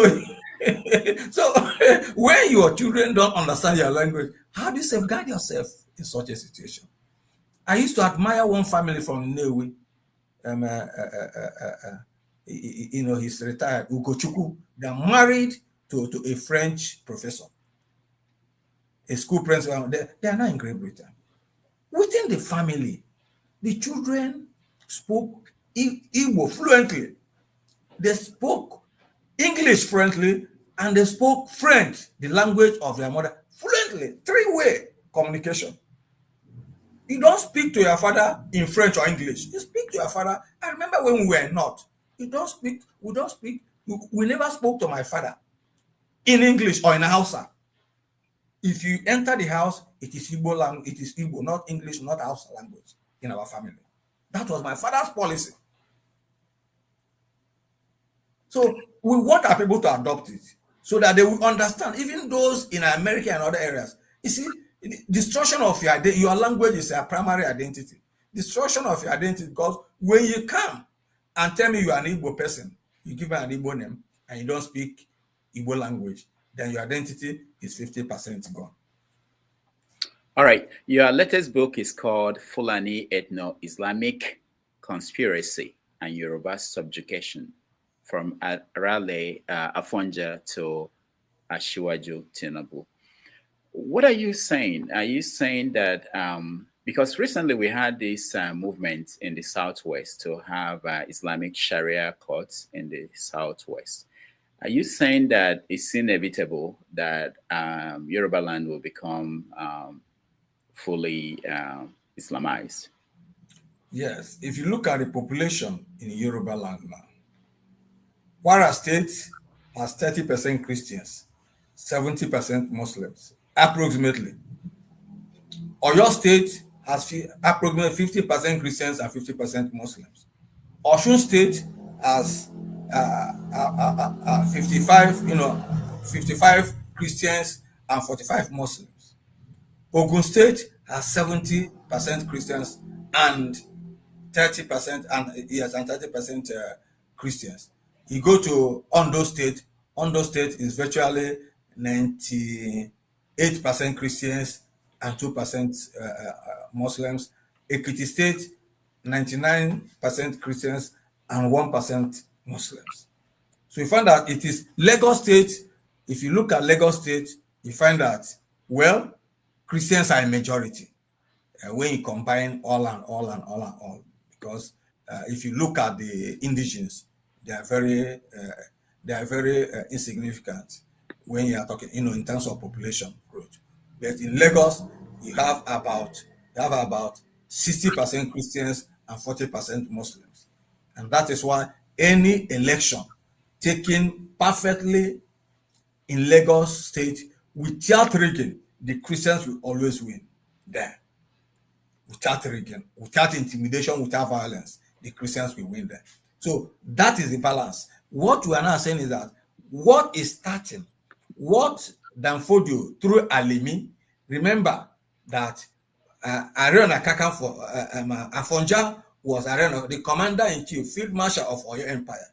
He revolted against his master and invited Alimi, a Fulani agent of Usman Danfodio, to help him fight his master Oyo people. And that was how the civil war started. He fought him and got his independence in Oyo State, in Lawrence State. The same Fulani people turned back and killed him and took over the position. That's why they are the emir today. They came as a helper. The same thing they did in Bida, Nupe Kingdom, when two brothers were having problem over the quarrel. The Fulani came to settle. And in the case of the settle, they killed the two brothers and took over the Nupe Kingdom today, where you have the issue of Nupe today. That's where the same thing they did. Without a Bado warriors, the Fulani should have conquered the whole Yoruba land. But a Bado, if you need to read the history of Yoruba, Yoruba civil war, find out that's why a Bado is very powerful. A Bado stopped the Fulani from marching down to the coast. And now they've started gradually, through state approach, pushing money, because they have access to our oil money, they have access to our oil wells and so on and so on. So they could have money to spend against the owners of the wealth. They've now entered, they tried to use Abiola, even though they did not trust Abiola. They didn't trust Abiola. The only thing they did was that the Fulani, as at the time Tinubu came up, they were in danger. The person they should have given the position was Atiku, until Atiku rose against them over the change of Naira policy. Change of color of Naira policy. That was when they say, okay, Atiku, you're even going to go against us. People like Erufai now teamed up and met Tinubu and said, Tinubu, give us this money and we support you against Atiku. That was all the time. The whole time changed. Originally, the Fulani insisted that they will rig Atiku in. All right. Are you still afraid of coming to Nigeria? Are you still running away from Nigeria? What you are telling me now is the situation that led me to leave Nigeria. Does it exist or does it not exist? Yeah, because I know Buhari is gone. I don't know if the Tinubu government are there after. What is happening to Christians today under Tinubu? Are Christians safe? You have a Muslim president, you have a Muslim vice president, you have a Muslim national security advisor, you have a Muslim minister of defense, you have a Muslim minister of defense for Minister of State for Defense, you have a Muslim internal affairs minister of interior, you have a Muslim DSS director general. It's a Yoruba, it's a Muslim. You have a Muslim NIA director general. They're all Muslims. Christians, otherwise, if Christians were talking, they won't be killing us because they feel they can kill Christians, and they kill Christians, they go away. We took a petition, our organization personally wrote petition signed by me to the Secretary of State and distributed to even members of the House that led the United States of America to make that statement on Nigeria about persecution of Christians. Is it the current one or the old one? the current one.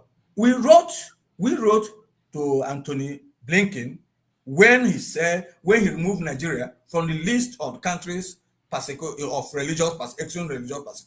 We wrote petition against him, and as usual with Democrats, they are of the same bedfellow with Muslims. He didn't treat it. The only thing they did was to pull down Nigeria from to pull down the distance from the website. And then this time we now wrote attaching that letter written to Blinken. We sent it to him, and we also sent to Right Honorable Kemi Badenoch a copy, begging her to help us to move this matter. And it was actually through the pressure of Kemi, because we presented it to her and pleaded with her to help us push it. It was actually through the pressure of Right Honorable Kemi Badenoch that the American government had to take it seriously this time. So it was our own doing, and we thank Kemi for helping us to push it. All right. We are going to let our people in after a very short break.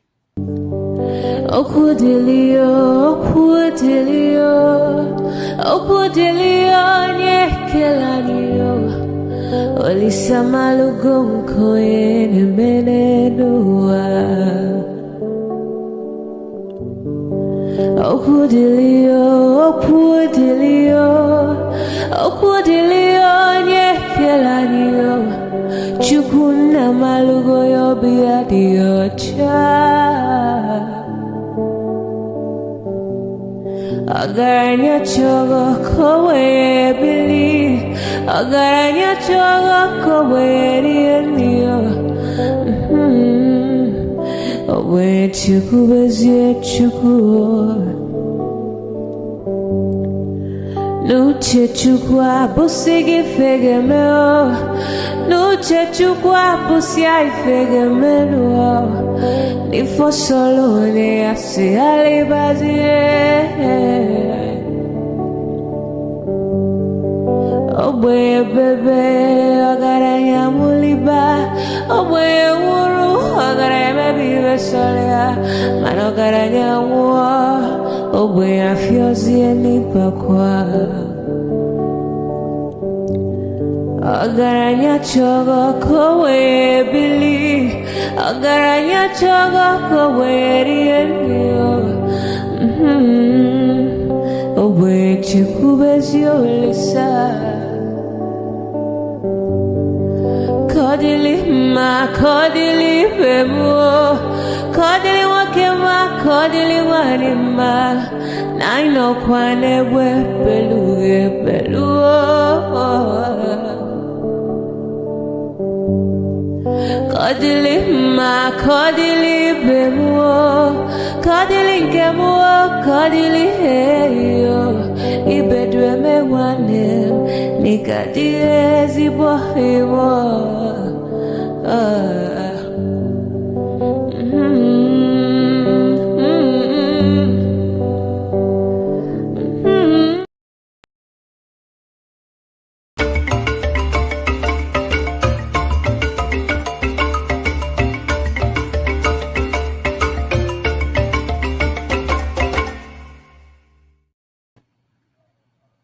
All right.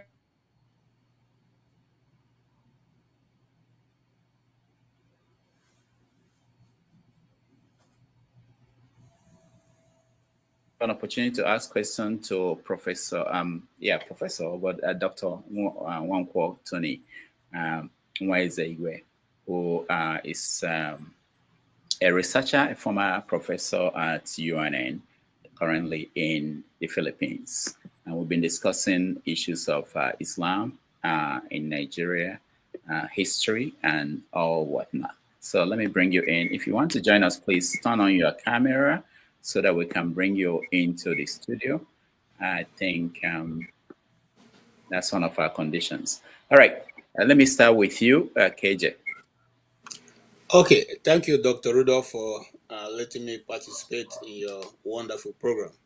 I have listened to Dr.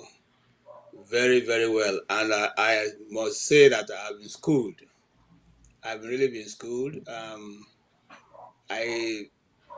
The only place I probably will maybe take a different detour will be on the fact that the way that the people were taken care of in Uromi, I would have thought otherwise. But if not, what the prof have said is totally up. I mean, if you are a student of history, I'm not that deep, but he's spoken in wide range. For anybody who is a lover of education, probably will have picked snippets here and there, snippets of what he has said. And I totally agree with him, and I wish him well. The only thing I probably will ask him is, now that he has given us an all-round information for anybody who wants to know what the situation of the Nigerian state is right now, what would be his advice? What would be your advice, especially for Ndibo, especially going forward with the issue of Nnamdi Kanu? Do you think Nnamdi Kanu will ever get justice in the Nigerian courts? Thank you, sir. Okay. Well, in my last presentation, I made it clear that the issue of treason is a fundamental criminal offense in any nation. And in such a case as Nnamdi Kanu's, the only thing that can solve it is diplomacy. That the day the Southeast governors want him to be released, he'll be released. And you can see that he's on the way, that what they should have done before, they're not doing it. He's on the way of his freedom.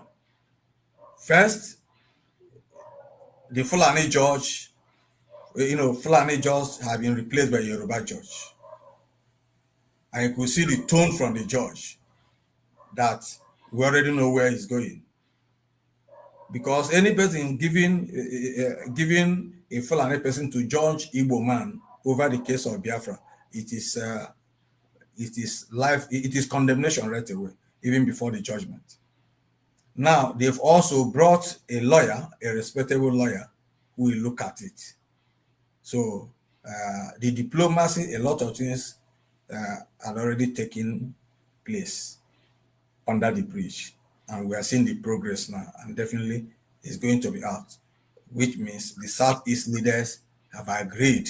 And if you are listening to Nnamdi Kanu, you find that he has calmed down, unlike before, which means he has agreed with their terms.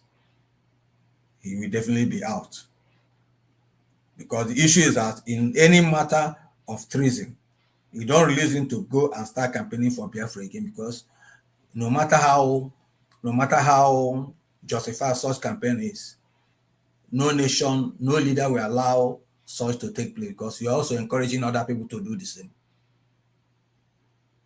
So we hope that this time is going on the path of freedom. All right. Thank you, KJ. Let's welcome Femi. Femi, you're next. Good morning, Dr. Damjis. Good morning, Dr. Nwankwo. My question stems from something you highlighted at the very beginning of the questioning from Dr. Damages. So the Israel-Palestine situation, I know you're a Christian as much as I'm a Christian, but I try to look at things as much as I can dispassionately, especially when I listen to people like John Meishama, and especially the likes of Norman Finkelstein, who's Jewish, but is against what's going on. And the likes of someone that's considered the most hated journalist in Israel, Gideon Levy, who's been to Gaza several times, the occupied territory several times. And he famously said that just for the sake of posterity, and I'm not quoting verbatim, so that it would not be said that it would not be recorded in history that some people did not speak against what's been going on. Now, the way I want you to the way I want you to look at my question, the way I want to phrase it, so that the way I want you to answer my question rather is, in light of what's happening to various ethnicities, generally in Africa, that consider themselves to be as being discriminated against, how would you position the case of the Palestinians versus the biblical story? That's where I want you to come from. And who really is there really ownership of that land in Israel as is being claimed by both sides? Is there a particular group that owns that land? Okay, thank you very, very much. First of all, let me tell you that before this First World War, there was virtually no nation in the Middle East except Iran. All the nations you see today were created by Europeans, by Britain and France under the 1966 Sykes-Picot Agreement. 1916 Sykes-Picot Agreement, in which they sat down and decided to dish out their areas of influence. France took Syria, created Syria, because all the lands were under the Ottoman Empire. Ottoman was against them, supported Germany during the First World War. And once they were defeated, the Sultan abdicated and all their lands were confiscated. Saudi Arabia never existed until 1925. Saudi Arabia was Najid that Abul Aziz was ruling, while the southern part, the part you now have the Mecca and Medina, was being ruled by the Mufti of Jerusalem, who is the grandfather of the present king of Jordan. British created Transjordan and Palestine, Iraq, and that. So they were created. So somebody telling me, oh, Palestine was, and the idea of Palestine, the Palestine nationalism only started in the 1960s. 1960s. And I'm speaking as an authority because that's where I did my PhD thesis on the Middle East, Africa, Middle East relations. I'm an expert in that field. And so far, it is my book that is only book on that aspect on sale on the internet, presently, globally. So what I'm not telling is that by the time the British decide, yes, thank you very much, that's the African theater of the Middle East conflict, studies in Arab neocolonialism in Black Africa in 1952 to 1973. 1952 was the year of Egyptian revolution under Nasser. So what we are saying is that first of all, Israel had maintained an ethnic, religious, and cultural attachment to that land in Jerusalem, that land in the heart of Africa, and which is recognized by Islam. It's recognized by Islam as much as Christianity. And it was it was based on that they maintained it. When the British mandate was removed, was created, was dissolved in 1948, there was no Palestinian state. Only Israel was. They only partitioned it. One part for the Arab nation, one part for the Jews.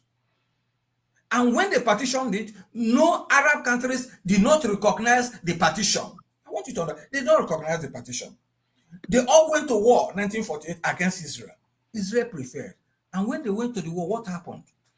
Jordan, the Kingdom of Jordan presently, annexed West Bank and East Jerusalem. Egypt annexed Gaza. They shared it up. They did not think of Palestinian state. They did not think of Palestinian state. Jordan did not say, oh, this West Bank that annexed, let it be Palestinian state. No. It was during the 1967 Six-Day War that Israel now conquered the West Bank, East Jerusalem, and also conquered Gaza Strip from Egypt. It was from there that they now started promoting Palestinian nationalism under Yasser Arafat, who was a student in Cairo then. That was when Palestinians, they never supported the state of Palestine because they annexed the land after the creation of Israel. Only Israel was nationalistic about their land. They were not there.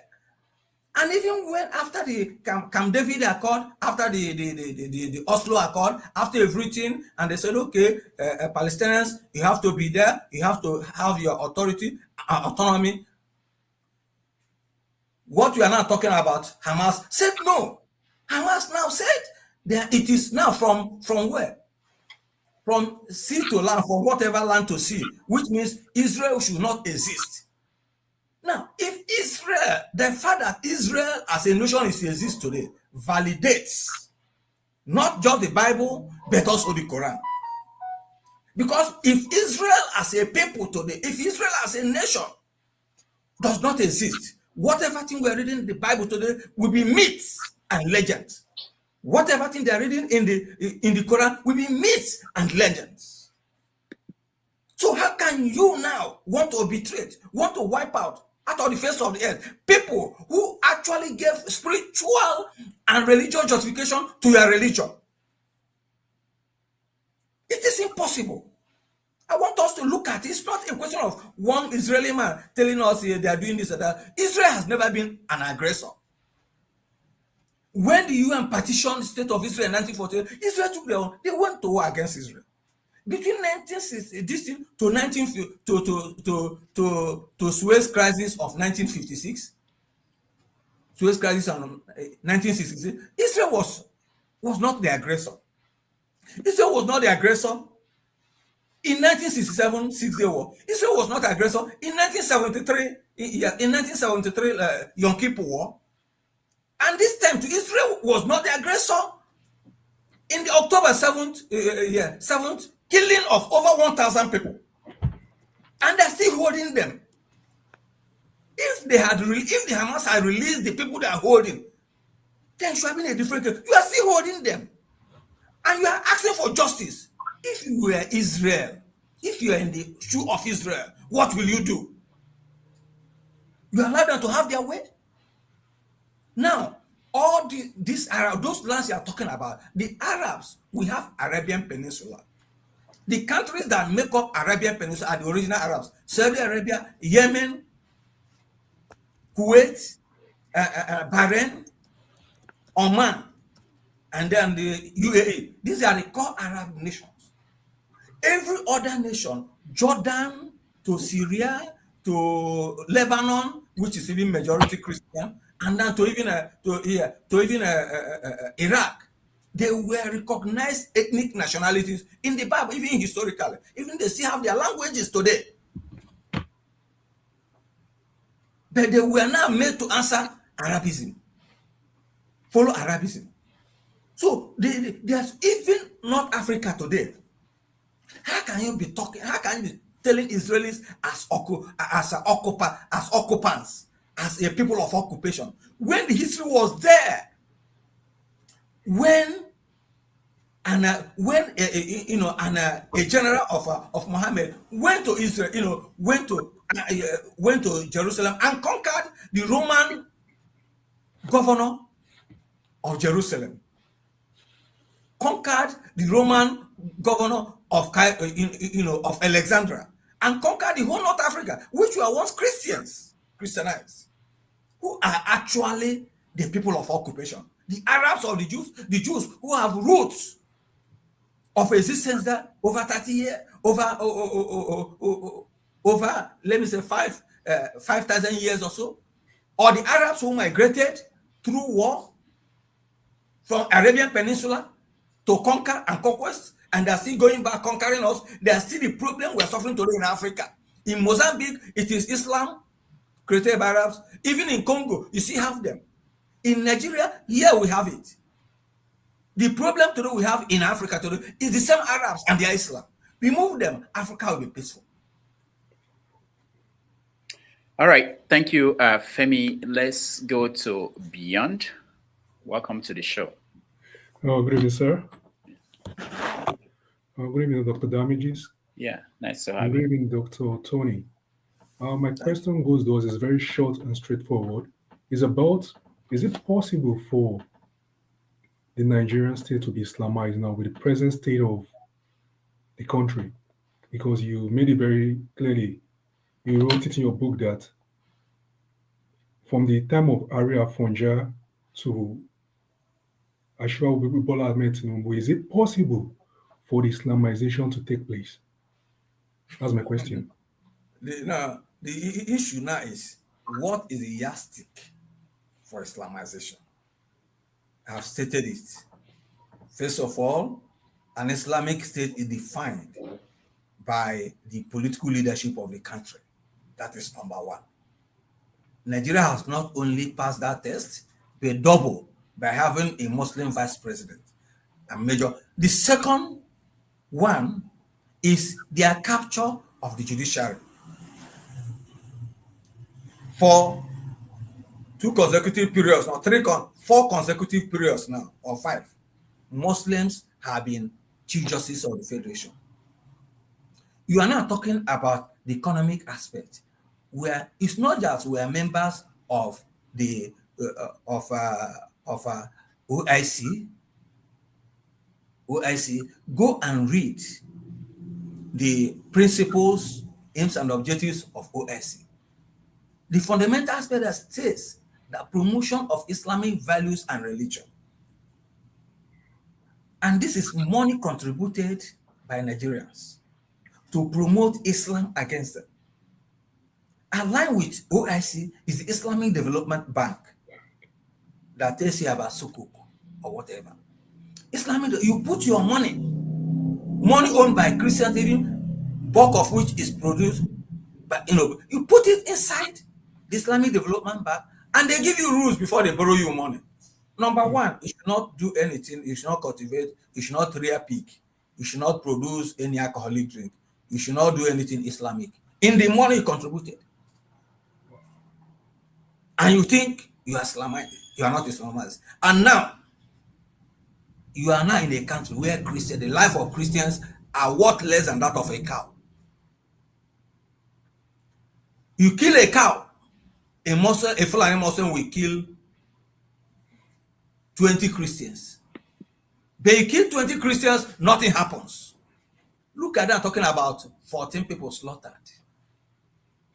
Even Atiku, of all the person, Atiku, whose first daughter converted to Christianity, and for over 20 years, he rejected his first daughter for converting to Christianity. And the same Atiku wants to be president of Nigeria, and many Christians are foolishly following him. You don't query, you don't ask questions. And you are telling me you are being Islamized? You are being Islamized, people are now being killed, and not. Now tell me, since the time of Buhari to this moment, how many Fulani bandits, how many bandits, those even Boko Haram people caught, arrested, have been brought before the court of law and tried for treason, tried for murder? No. They were reinstated into the Nigerian army. You see everybody here, you commit one offense, you are brought to the same court and tried.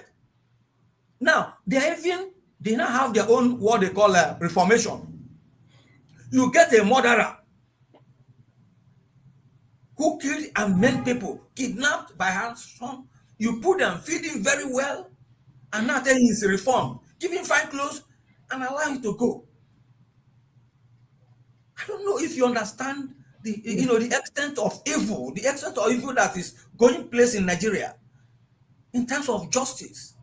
Putrid, smelling, decaying justice. When people don't have values today, even our Christian leaders have no values. It's like they are hypnotized. You kill 200 Christians today, you're a problem.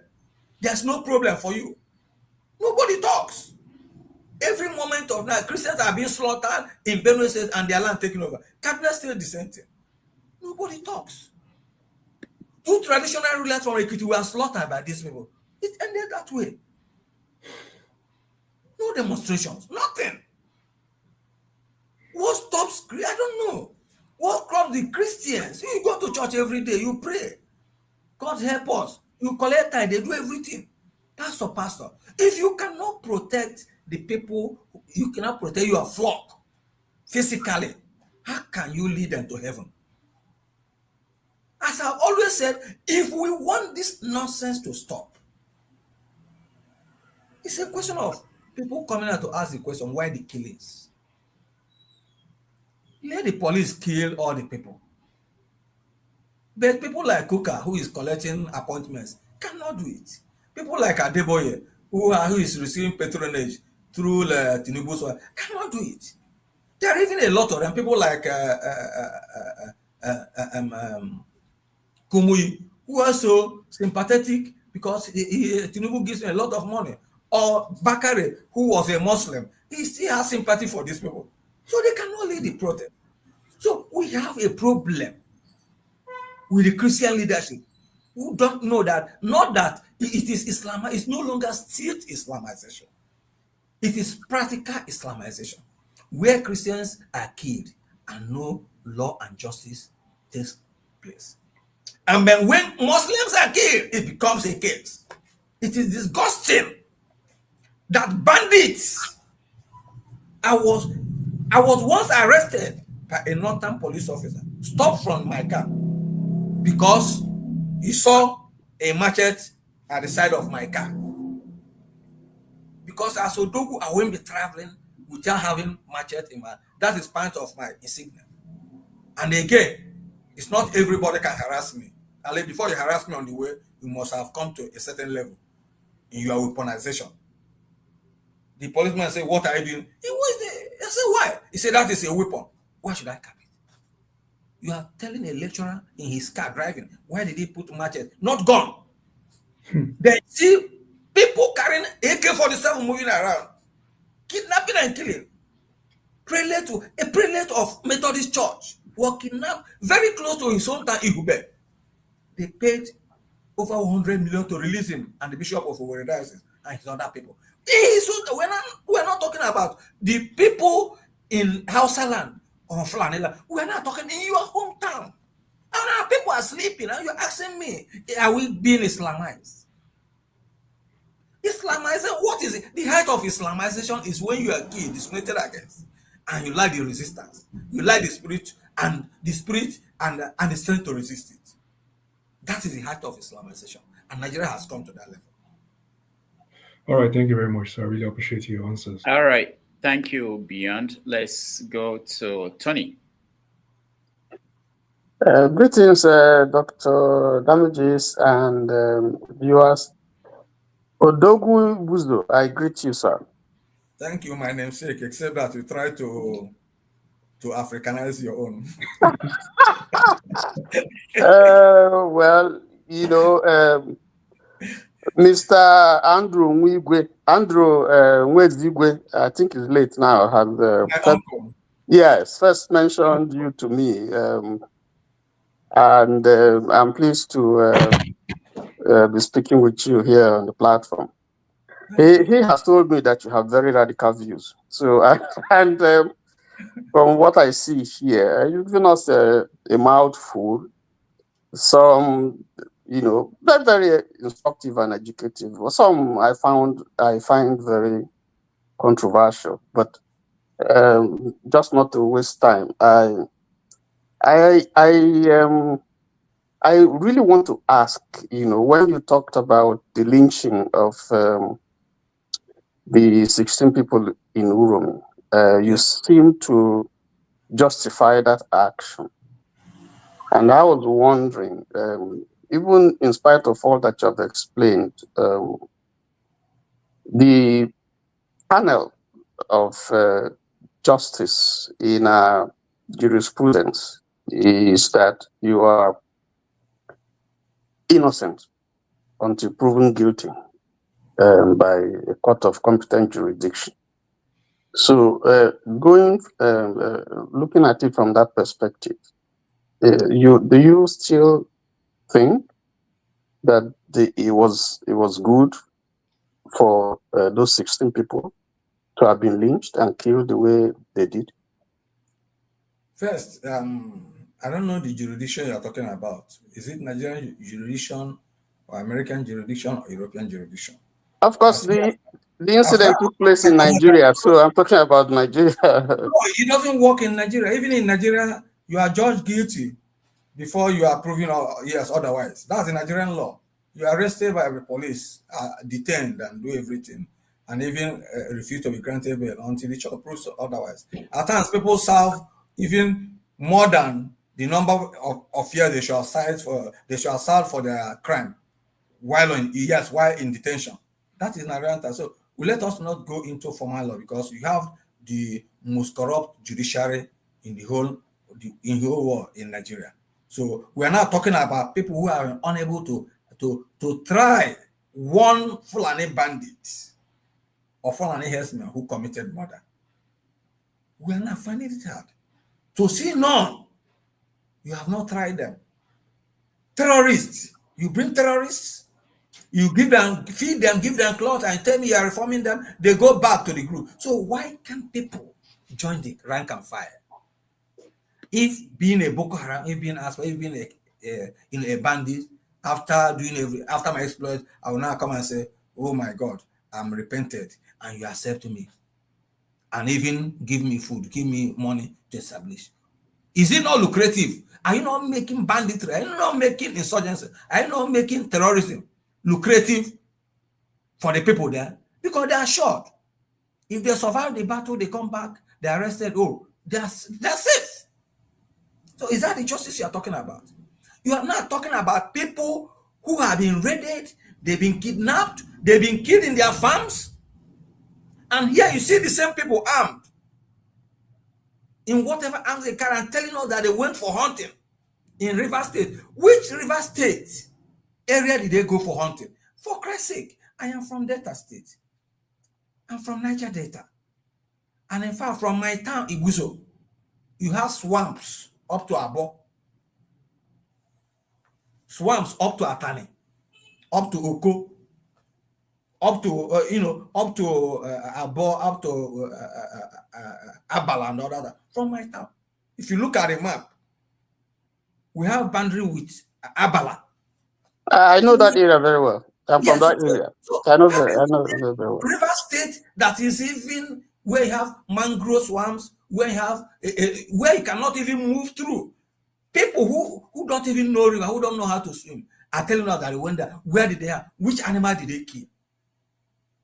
And I said it, that these are the bandits. What they do is that, you see, I lived in the north. I schooled in the north. I interacted with them. What they do is that when they carry cow, those trailers that load cows, underneath are arms and ammunition. And the people that own them have already gone. To stop police harassment, they will come with den gun. You know what is den gun? You put is it a ball, bicycle ball, or whatever, Boris, whatever, inside, and pump it with gunpowder. Den gun is different from barrel gun. So you are telling me den gun you're using to go and hunting when you have pump action. Which animal would you kill? Pig or antelope? These are terrorists. Let them come and tell us where they went to rivers to hunt.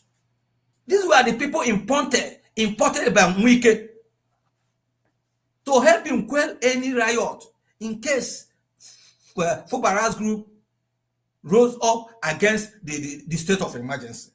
And when everything now appears to be stabilized, they now went away. Like all these bandits operating in Zamfara and areas were imported from West Africa, Mali, Senegal, and Guinea, and so on and so forth. They were imported during the election, 2015 election, preparing with hope that Jonathan will resist the election so that they will cause mayhem on the Christians. And Jonathan knew about it. And he said, I accepted defeat. He accepted defeat. And they no longer know what to do with the people they brought. They now give them license to continue rampaging. And that is why Sultan of Sokoto, when he spoke last, said, banditry will last about 10 years to end. That was what he said. And I tell them, give me position of president in Nigeria. 3 months, everybody will find his own position. Everybody will find his own level. because this banditry is business. Business for the government, insurgents business for the government, because you know the amount of money they involve in purchase of arms, you know the amount of money involved in security, votes. So those areas, when you have banditry, it means you give the governors the position to put excess money for security votes. And security votes under Nigerian constitution are not accountable. So it is business. Stop insurgency, stop banditry. There will be no contract for arm purchase, light arm purchase by the chief of army staff, by the chief of defense staff, and other by minister of defense and other concerns. So it is business. All right. Okay, thank you. Thank you. All right, let's go to Richards. Richards, you're next. Yeah, good evening, my people. Dr. Nwankwo, good evening. This is a very interesting. Another somebody like Mazin Nande kind of preaching. That is very, very interesting. I like people who call a spade, people who are courageous enough to say how it is. That is how an Igbo man is seen, used to be, fearless before your enemy, before your oppressors. And that's why they chased you away from Nigeria, because they know what you are talking is the truth. Somebody was talking about Islamization. Abuja, the federal capital of Nigeria, has a mufti. And in Islam, any city that has a mufti is an Islamic state. And the senators Nigerian senators or Senate has to confirm that mufti of Abuja. So when somebody is talking about Islamization is not possible, Nigeria is an Islamic country because the capital of Nigeria is Abuja, and that Abuja is under a mufti instead of under a mayor. So I lived in the north. And when what happened in Uromi was, I had jungle justice. But how many jungle justice have we at least seen happening in the north? How many? Thousands of them, and nobody. Ariwa, big men, politicians, they have never condemned such heinous crimes against, even not Igbo people, against their own people, against their own northerners. But look at the rush. Look at how they rashly condemned this and putting pressure on the governor of Edo State. Nigeria, we have to discuss Nigeria. We have to discuss Nigeria. So, Doc, my question is, did you leave Nigeria because of what you are saying, or what happened? Why did you leave Nigeria? Thank you. Thank you very much. First of all, I knew beforehand what will happen because I was in Libya in 2009, 2010. And in 2013, I was in Channels, Sunrise, Channel Television, Sunrise, on security situation in Nigeria. When the whole thing was beginning under Jonathan, I told them that what Nigeria will experience is online. I told them what Nigeria will experience will be little compared to what happened in Chad. And here it is. In 2016, a former student, because I was actually popular among my students, and even today I connect with a former student who was a DSSS man, rushed to me and told me this was what will happen. That under Buhari, Nigeria will be under cure. They will give the bandits license to kidnap because they cannot pay them. Government cannot employ those people they invited to counter Jonathan during the election. So they are going to give them that there will be conflict too, and they're going to use them as weapons of Islamization. That's what he just told me because he understood me. He just left. I don't even know his name now. I've forgotten his name. because I taught him 10 years before then. 10 years before then, when he came, he was an officer. So I went, I met Okwadike Ibuku. I talked to him. I met Red Miranda Biscan. I said, this what is going to happen to also to Nigerians. I told him, Okwadike was in Abuja. He said, okay, you make contact. I went to Red Miranda Biscan. Biscan now directed me to the east to meet the chairman of one man, son of FGN Okoye, so then chairman of South East Economic Forum, to discuss. I told him, he said it doesn't concern him. I said, okay, let me go and meet my brother Bishop Chukwuma, Archbishop Chukwuma. Before I got to Archbishop Chukwuma, I had phoned Archbishop Chukwuma as an Anglican that I should not listen to me. When I came, Chukwuma said I have no business to do with it. I was rejected by Igbo people. And now went to a Yoruba man and told him this is what is happening. The Yoruba man trusted me. He said, Tony, what do you want to do? I said, I want to go to court.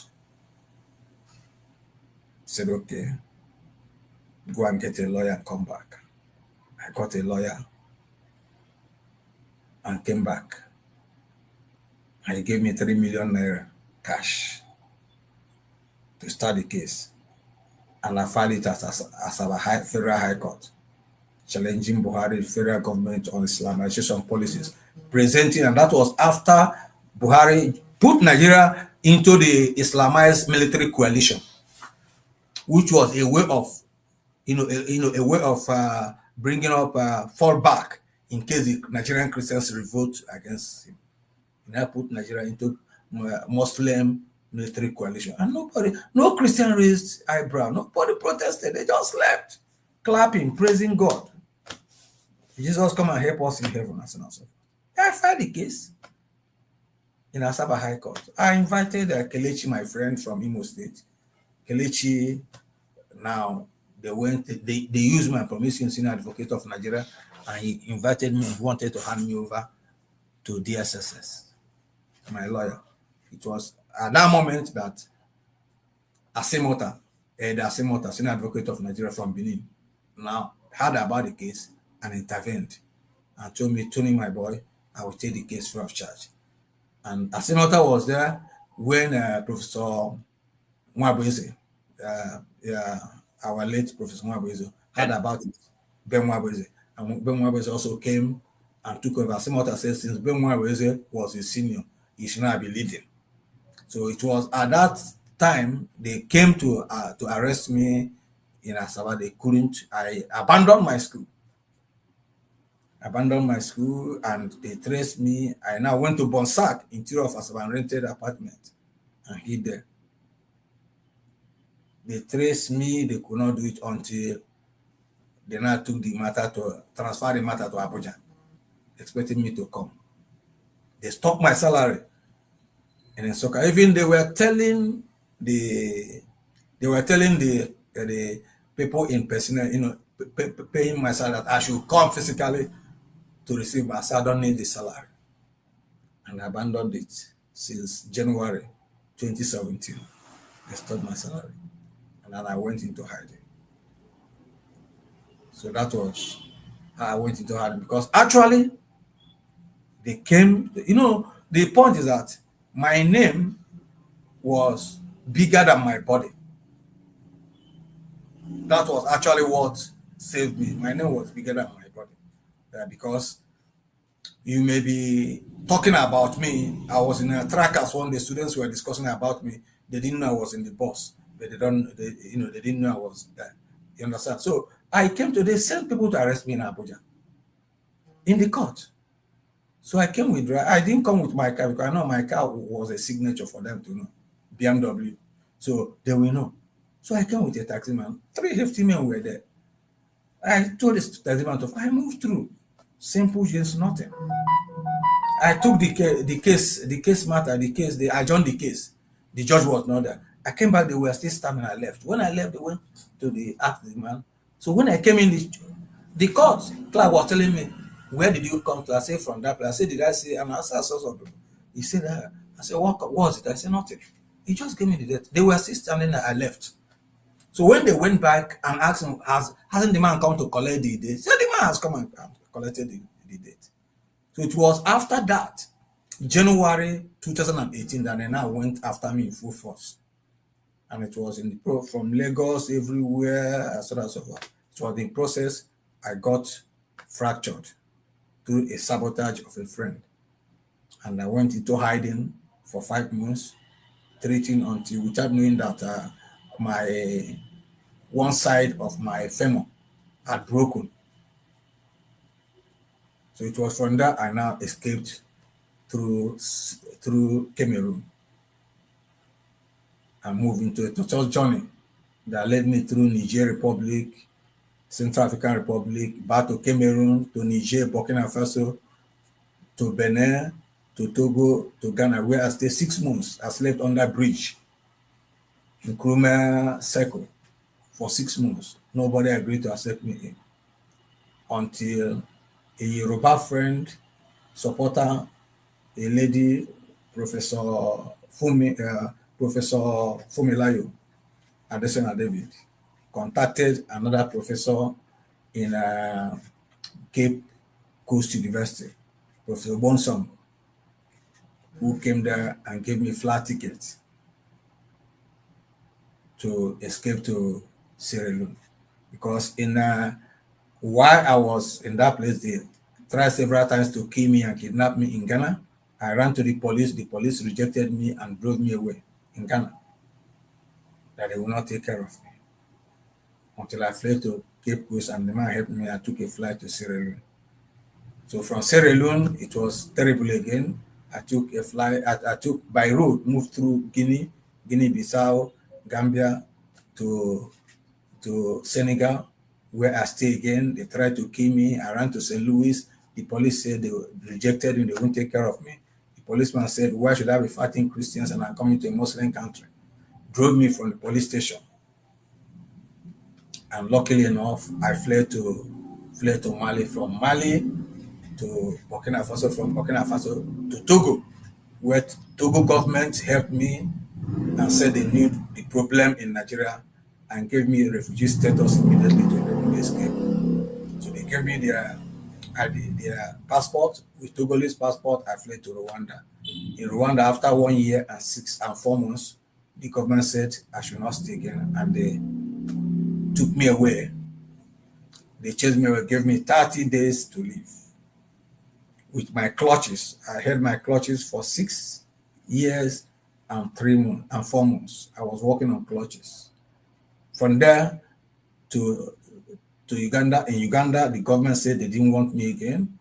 From there, I now fled to Philippines, which is actually the only Christian country in Southeast Asia. And here the country was magnanimous to me.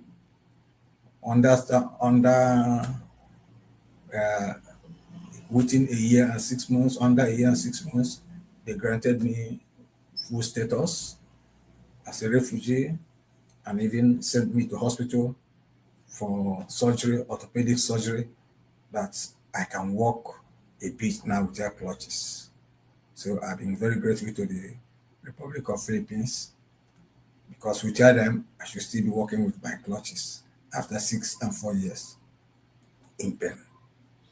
Wow, that is very, very interesting. That's why I asked this question, because I have read about you before from University of Michigan. They called you a very radical Africanist. That's what they called you. Because what our Igbo people don't understand about Nigeria, we're still living in denial. Igbo people, mostly the educated ones, because we're not educated. If I were educated like you, I would be maybe more radical like you. But the problem we have with our Igbo intellectuals that are living in denial, they are not, let me tell you, what we are suffering today is because of our Igbo intellectuals. Nnamdi Kanu is a product of Igbo intellectuals, because they abandoned their responsibilities and left us, for us to be devoured. What you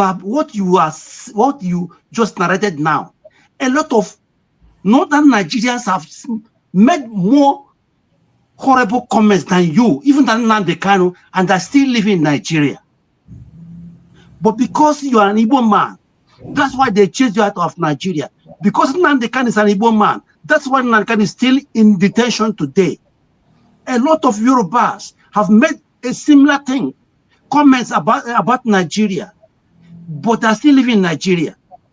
A lot of other people have made horrible things, comments about Nigeria, that still living in Nigeria. But because Nnamdi Kanu is suffering today, because as he's an Igbo man, you are running away, risking your life, because a well-educated Igbo man ran away from Nigeria because of what you said, the truth you have said, and this is what is happening in Nigeria today. I weep for my people. Thank you from here, for Germany. All right, thank you, Richard. We have one last question from Kene. Yeah, thank you, Dr. Damages, and good to see you, Dr. Nwankwo. I actually don't have questions for Dr. Nwankwo, as you all may have, perceived. Dr. Nwankwo, I overheard you saying that your name is bigger than your body, and I agree totally with you, because Odogwu, that name Odogwu, Abrogan, you understand? So Odogwu is not a common name that of a case can, I know we all know what of a case is, right? Can bear. You are done really, really well to liberate our people. But unfortunately, and I'm pointing at our Igbo leaders. Unfortunately, the Igbo leaders don't work for the interests of Ndibo. They work for either their personal interests or for the interests of the Fulani Caliphate. And this is a truth. Nobody can argue that. So I was telling somebody that being a radical, I don't think there is anything wrong with being radicalized, especially when you are truthfully radical. And that is how, if I should define you, or if I should equate you with something, I would say that you are truthfully radical. And these are the kind of people I like to look up to, not people that tell white lies in order to feed into the false narrative.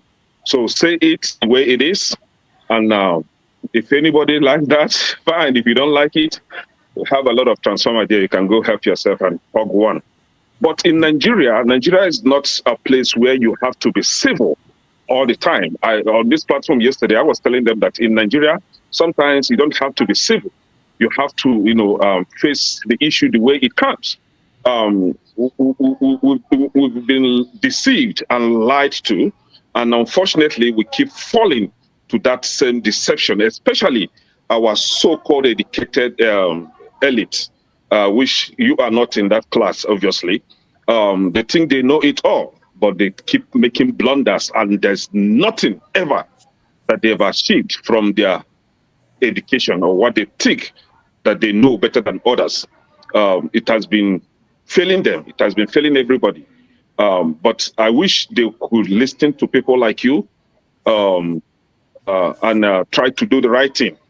So there was a question asked about what transpired in Edo State, and you answered it the way I would have answered, but I may have something else to put, chip into that your response. And my response would have been, if somebody is afraid or scared of a replication of what happened in Rwanda to happen in Nigeria, my answer would have been that the larger population of Nigeria that is being terrorized by the 6% of Fulani terrorists, not even up to 6%, because not all Fulani are extremists, right? But the Fulani terrorists, the few percent of them cannot overwhelm the entire of Nigeria. So when Nigerians come together, the Igbos, the Yorubas, the Ishekiris, the Ishans, do all come together, we can easily squeeze them out from Nigeria. So I don't think anybody should be afraid of Rwanda, they are very few. They are powerless. The only thing that gives them, energize them right now is the government, how the government is being set up. So, Mr. Odogwu, I'm not here to ask you any question, but to commend you, to urge you to keep doing what you're doing. People are not going to like you. I have two categories of people that will be against you. One, the uneducated, the gullible ones, and maybe the illiterate, the ill-informed. And those that are against the truth, these people are not going to like you. But my prayer for you is that God will sustain you, give you more energy, protect you and your family to keep doing what you're doing. You can't change from it. This is how nature brought you. This is your nature. This is how God created you. You can't change it. It's not something you learn from school. It is how you are made. An education now added up to making it, go smoothly. So my prayer for you is that God will protect you. Indiana, the gods of our land, will protect you. That nothing will happen to you. Keep up doing the good work. Thank you, sir. Thank you very much. God bless you, Dalo. All right. Thank you, everybody. Before you give us your last comment, I wanted to know if you remember one Professor Nwaezeigwe from UNN. Yes. Nwaezeigwe used to be my political godfather, academic godfather, political godfather, until we had a problem over his conservative or reactionary stances, because he deviated greatly from the deal with which both of us normally agree to, because we have a standard. So I decided, especially when it came to Ned Nwoko, over Ned Nwoko, he was giving money by Ned Nwoko, and he started dancing around. And even when he came to Iwanyanwu, they were harassing him, he called me to defend him. After defending him against Iwanyanwu and so on and so forth, he came around to now tell another professor, another godfather of my professor, Emeka Nwabueze Emeritus, to tell me that why am I abusing Igbo leaders? So telling Iwanyanwu the right thing to do, that he was telling us to Fulani people, is abuse to him. But you told me that this man wanted to kill you. And I said, killing you because he was not going to apologize to Fulani people. And I asked, how many Fulani people have apologized to the number of Igbo people killed in the 1966 pogrom, killed in 1953 Kano riot, killed in 1945 Jos riot, and continue to be killed up to this moment? How many apologies have they rendered? That some gullible Igbo leaders will come and tell us that they want to apologize to Fulani. For Christ's sake, Nzogwu was my brother, my kinsman from Delta State. And if Fulani want any apology, they should now come to tell us in Delta State that why did our brother. And just as I wrote last time, I responded to Professor Bako, sort of nonsensical inaugural lecture in Danfodio University, which is under publication now. I told them, look, that the killing of Sadona was quite in order. If another Sadona comes today, I'm in position, I will kill him just as Nzogwu did. In the first place, Nzogwu, they were accusing Igbo people of jubilating. I enumerated the number of Northern Fulani people who jubilated on the death of who jubilated for the death of Sadona of Sokoto. The emir, the emir of Kano, who was this Sanusi's grandfather, jubilated because Sadona sacked him. Egbira jubilated. Adama, a lot of emirs, he dismissed, they jubilated for his death. Kano people jubilated because that was the center of opposition. They jubilated. Kano People's Party and Northern People's Element Union. They jubilated on his death. The Sultan of Sokoto jubilated because he was after his throne. So what they're talking about, Igbo people jubilated against Sadona of Sokoto. His death. Middle Beltans also jubilated for his death because he was discriminating against them and forcing them into Islam. So, and Nwaezeigwe could not understand these facts. That is actually, and I still stand by my own ground because he deviated maybe out of spiritual poverty. Poverty has two sequences. You have the physical and the spiritual.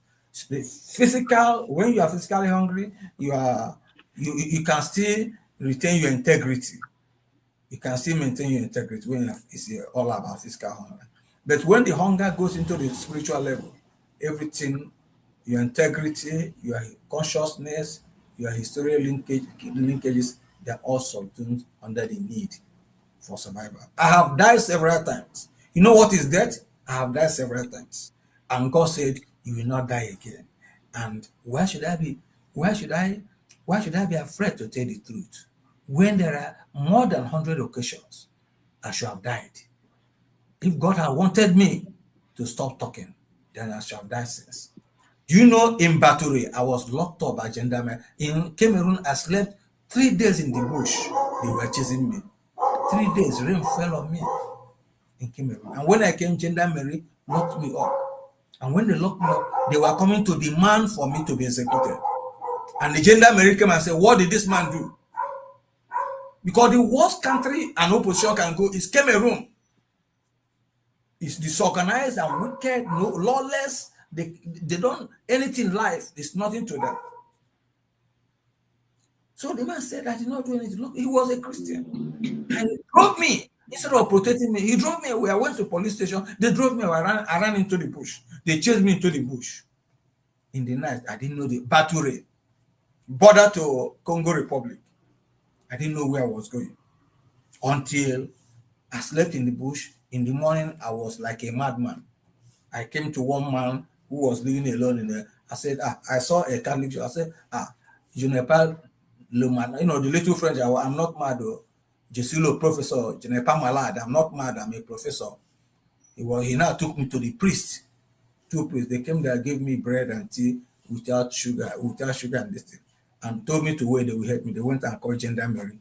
Gendarmerie took me and locked me up. I was 15 days there.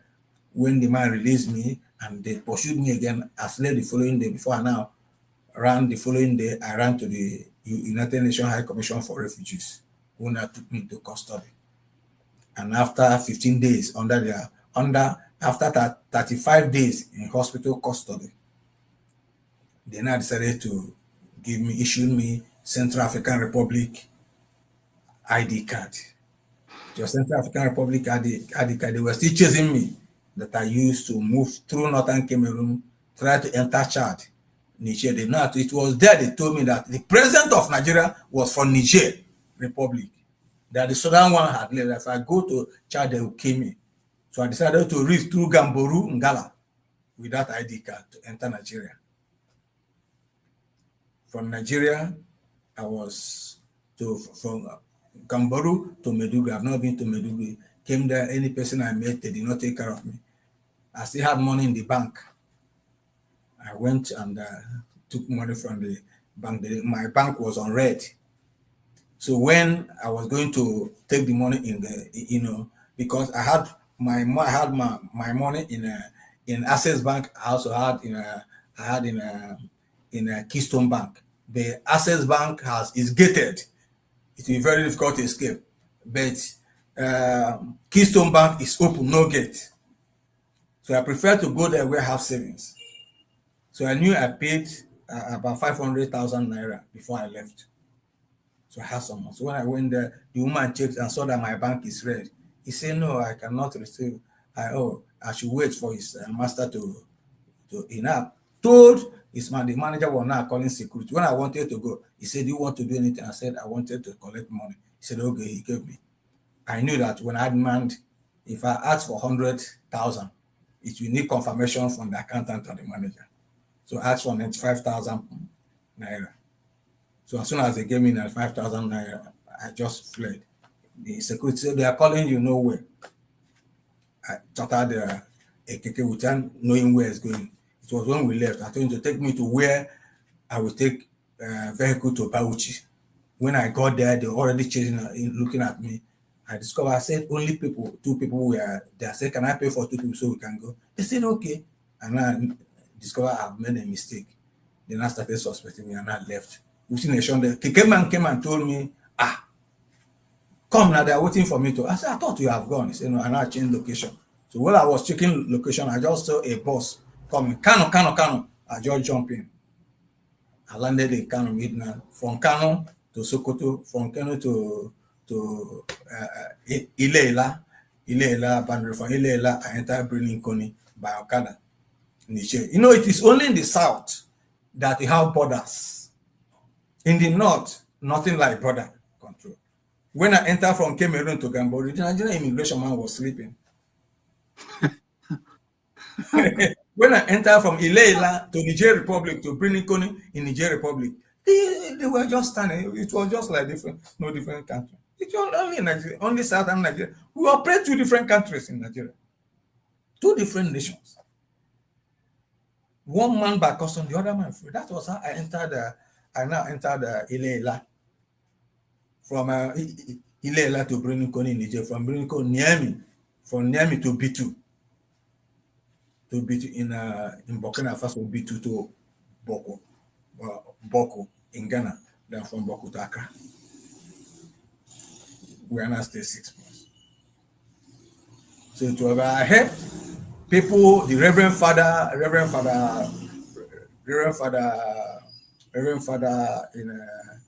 in Uyo, who helped me and told me he housed me inside his parish for the night.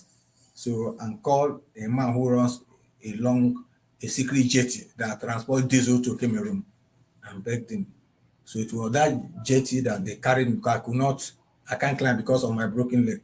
Then they carried me into the jetty, carrying 12 drums of diesel. So for 6 hours, we were on Bakassi Peninsula until we landed in Limbe, and the jaw dropped. I didn't know where to go. It's a long story. And the Igbo people that helped me really. Because the man there, I met the only woman, the Calabar people I met, nobody agreed to accept me. No, only one pastor accepted me to sleep. The following, they took me to an Igbo man, Mr. Anthony from Ebonyi, from Ahubo. He now took me to the head of Igbo, chairman of, president of Nigerian community there from Imo State. He said they will not keep me here, otherwise the Nigerian government will take me back immediately.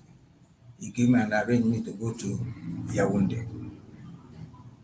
So it was there, and I started another level of suffering that I found myself that they tried to kill me several times, but Cameroon is a worse place for an opposition to go.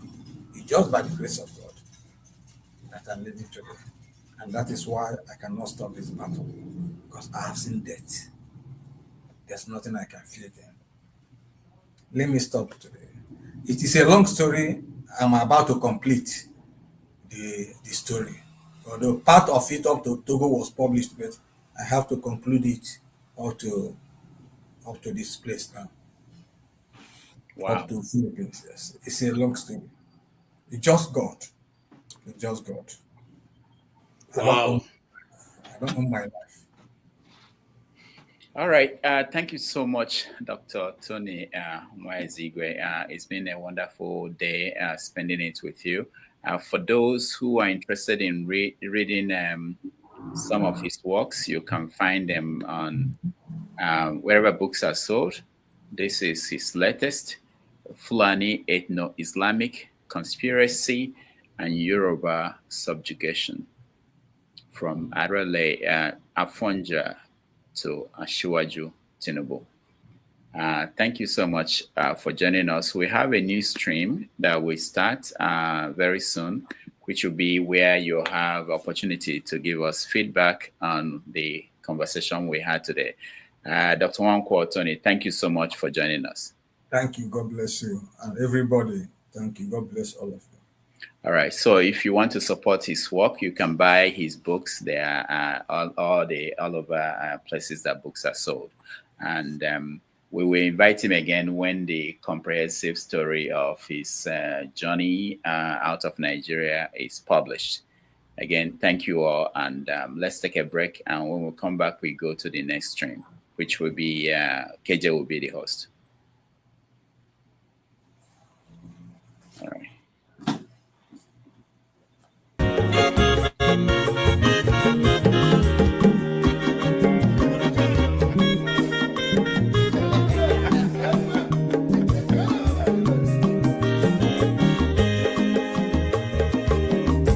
When your mazolo bio, Aqua mazolo bio, Maxi, if you have unye go kwanumo no fube nazo olaga ni piazugo, Mawulaga doni piazugo, Aqua wilo chio biko rapuzo, kona bazia. Onyo mazoro biko abamba watara dasari ibya unyane gana mo ulaga doni biazigo mo ulaga doni biazigo abamba wilo china bigora buzoro. Thank you very much. Mazi welcome Odogwu no President Onyo mani gadele mo Mazi ni mazi. Yeah. Yes. Even when it's melody.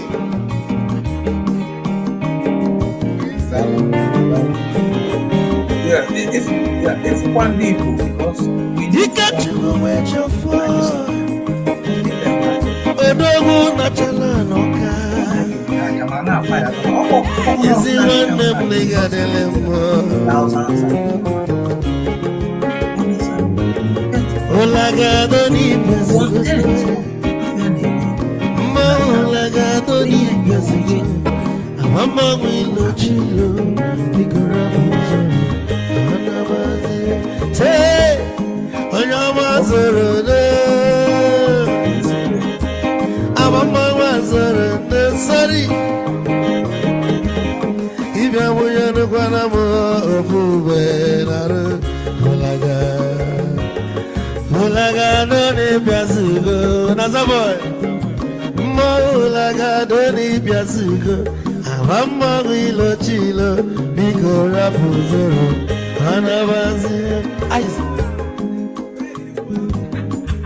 Odogwu can never be kitchen for. I'm a Pamnika Gogodia. Well, you work well on the catch up a bell. Hey, you want?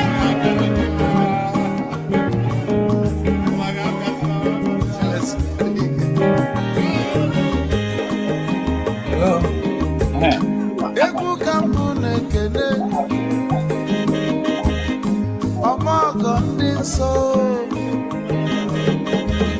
chukwe mekalumo ike chukwu lega esi wanne mekene ila polife nili nemewe kagosili na nina gibu wanne wisdom megade kanegi maiki kogo banya begwu esele maxi Obune tire gwa malokwa malo ni mego mi fojo Wesigi nwanne mi foku ni cholo na ngeme Wisdom onu mekenege Bama wiyo iyo biko lapo Nabase Zoro, zoro, zoro, zoro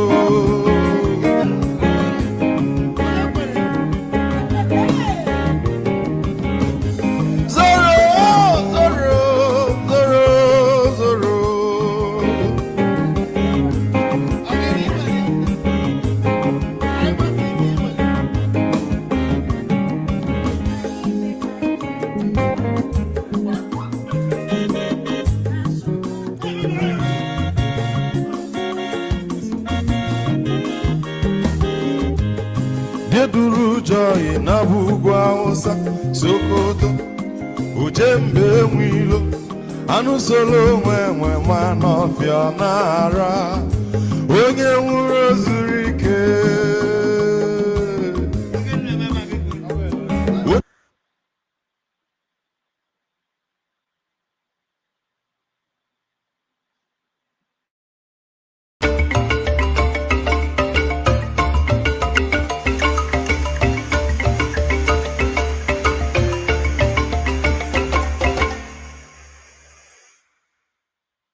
All right. Thank you, everybody, for joining us today, and we appreciate all of you. We are now going to go over to the next stream, which you have KJ ready to host. I want to thank those who supported us on today's show. T. Majek, Man of Prestige, Kulata, Real IK, AY for Real, T. Majek, Alexander Gomez, Oriako Tope. We appreciate all of you, Kulata. Thank you so much for supporting us. Next week, we are going to bring you another interesting guest on the show for 90 minutes. Thank you, those who wrote comments, those who watched at home, and those who joined the panel for questioning. I hope it was worth your time. I'll see you next Saturday. In the meantime, let's move over to the next stream where we get a chance to have feedback on what happened today. Until next Saturday, thank you and have a nice week.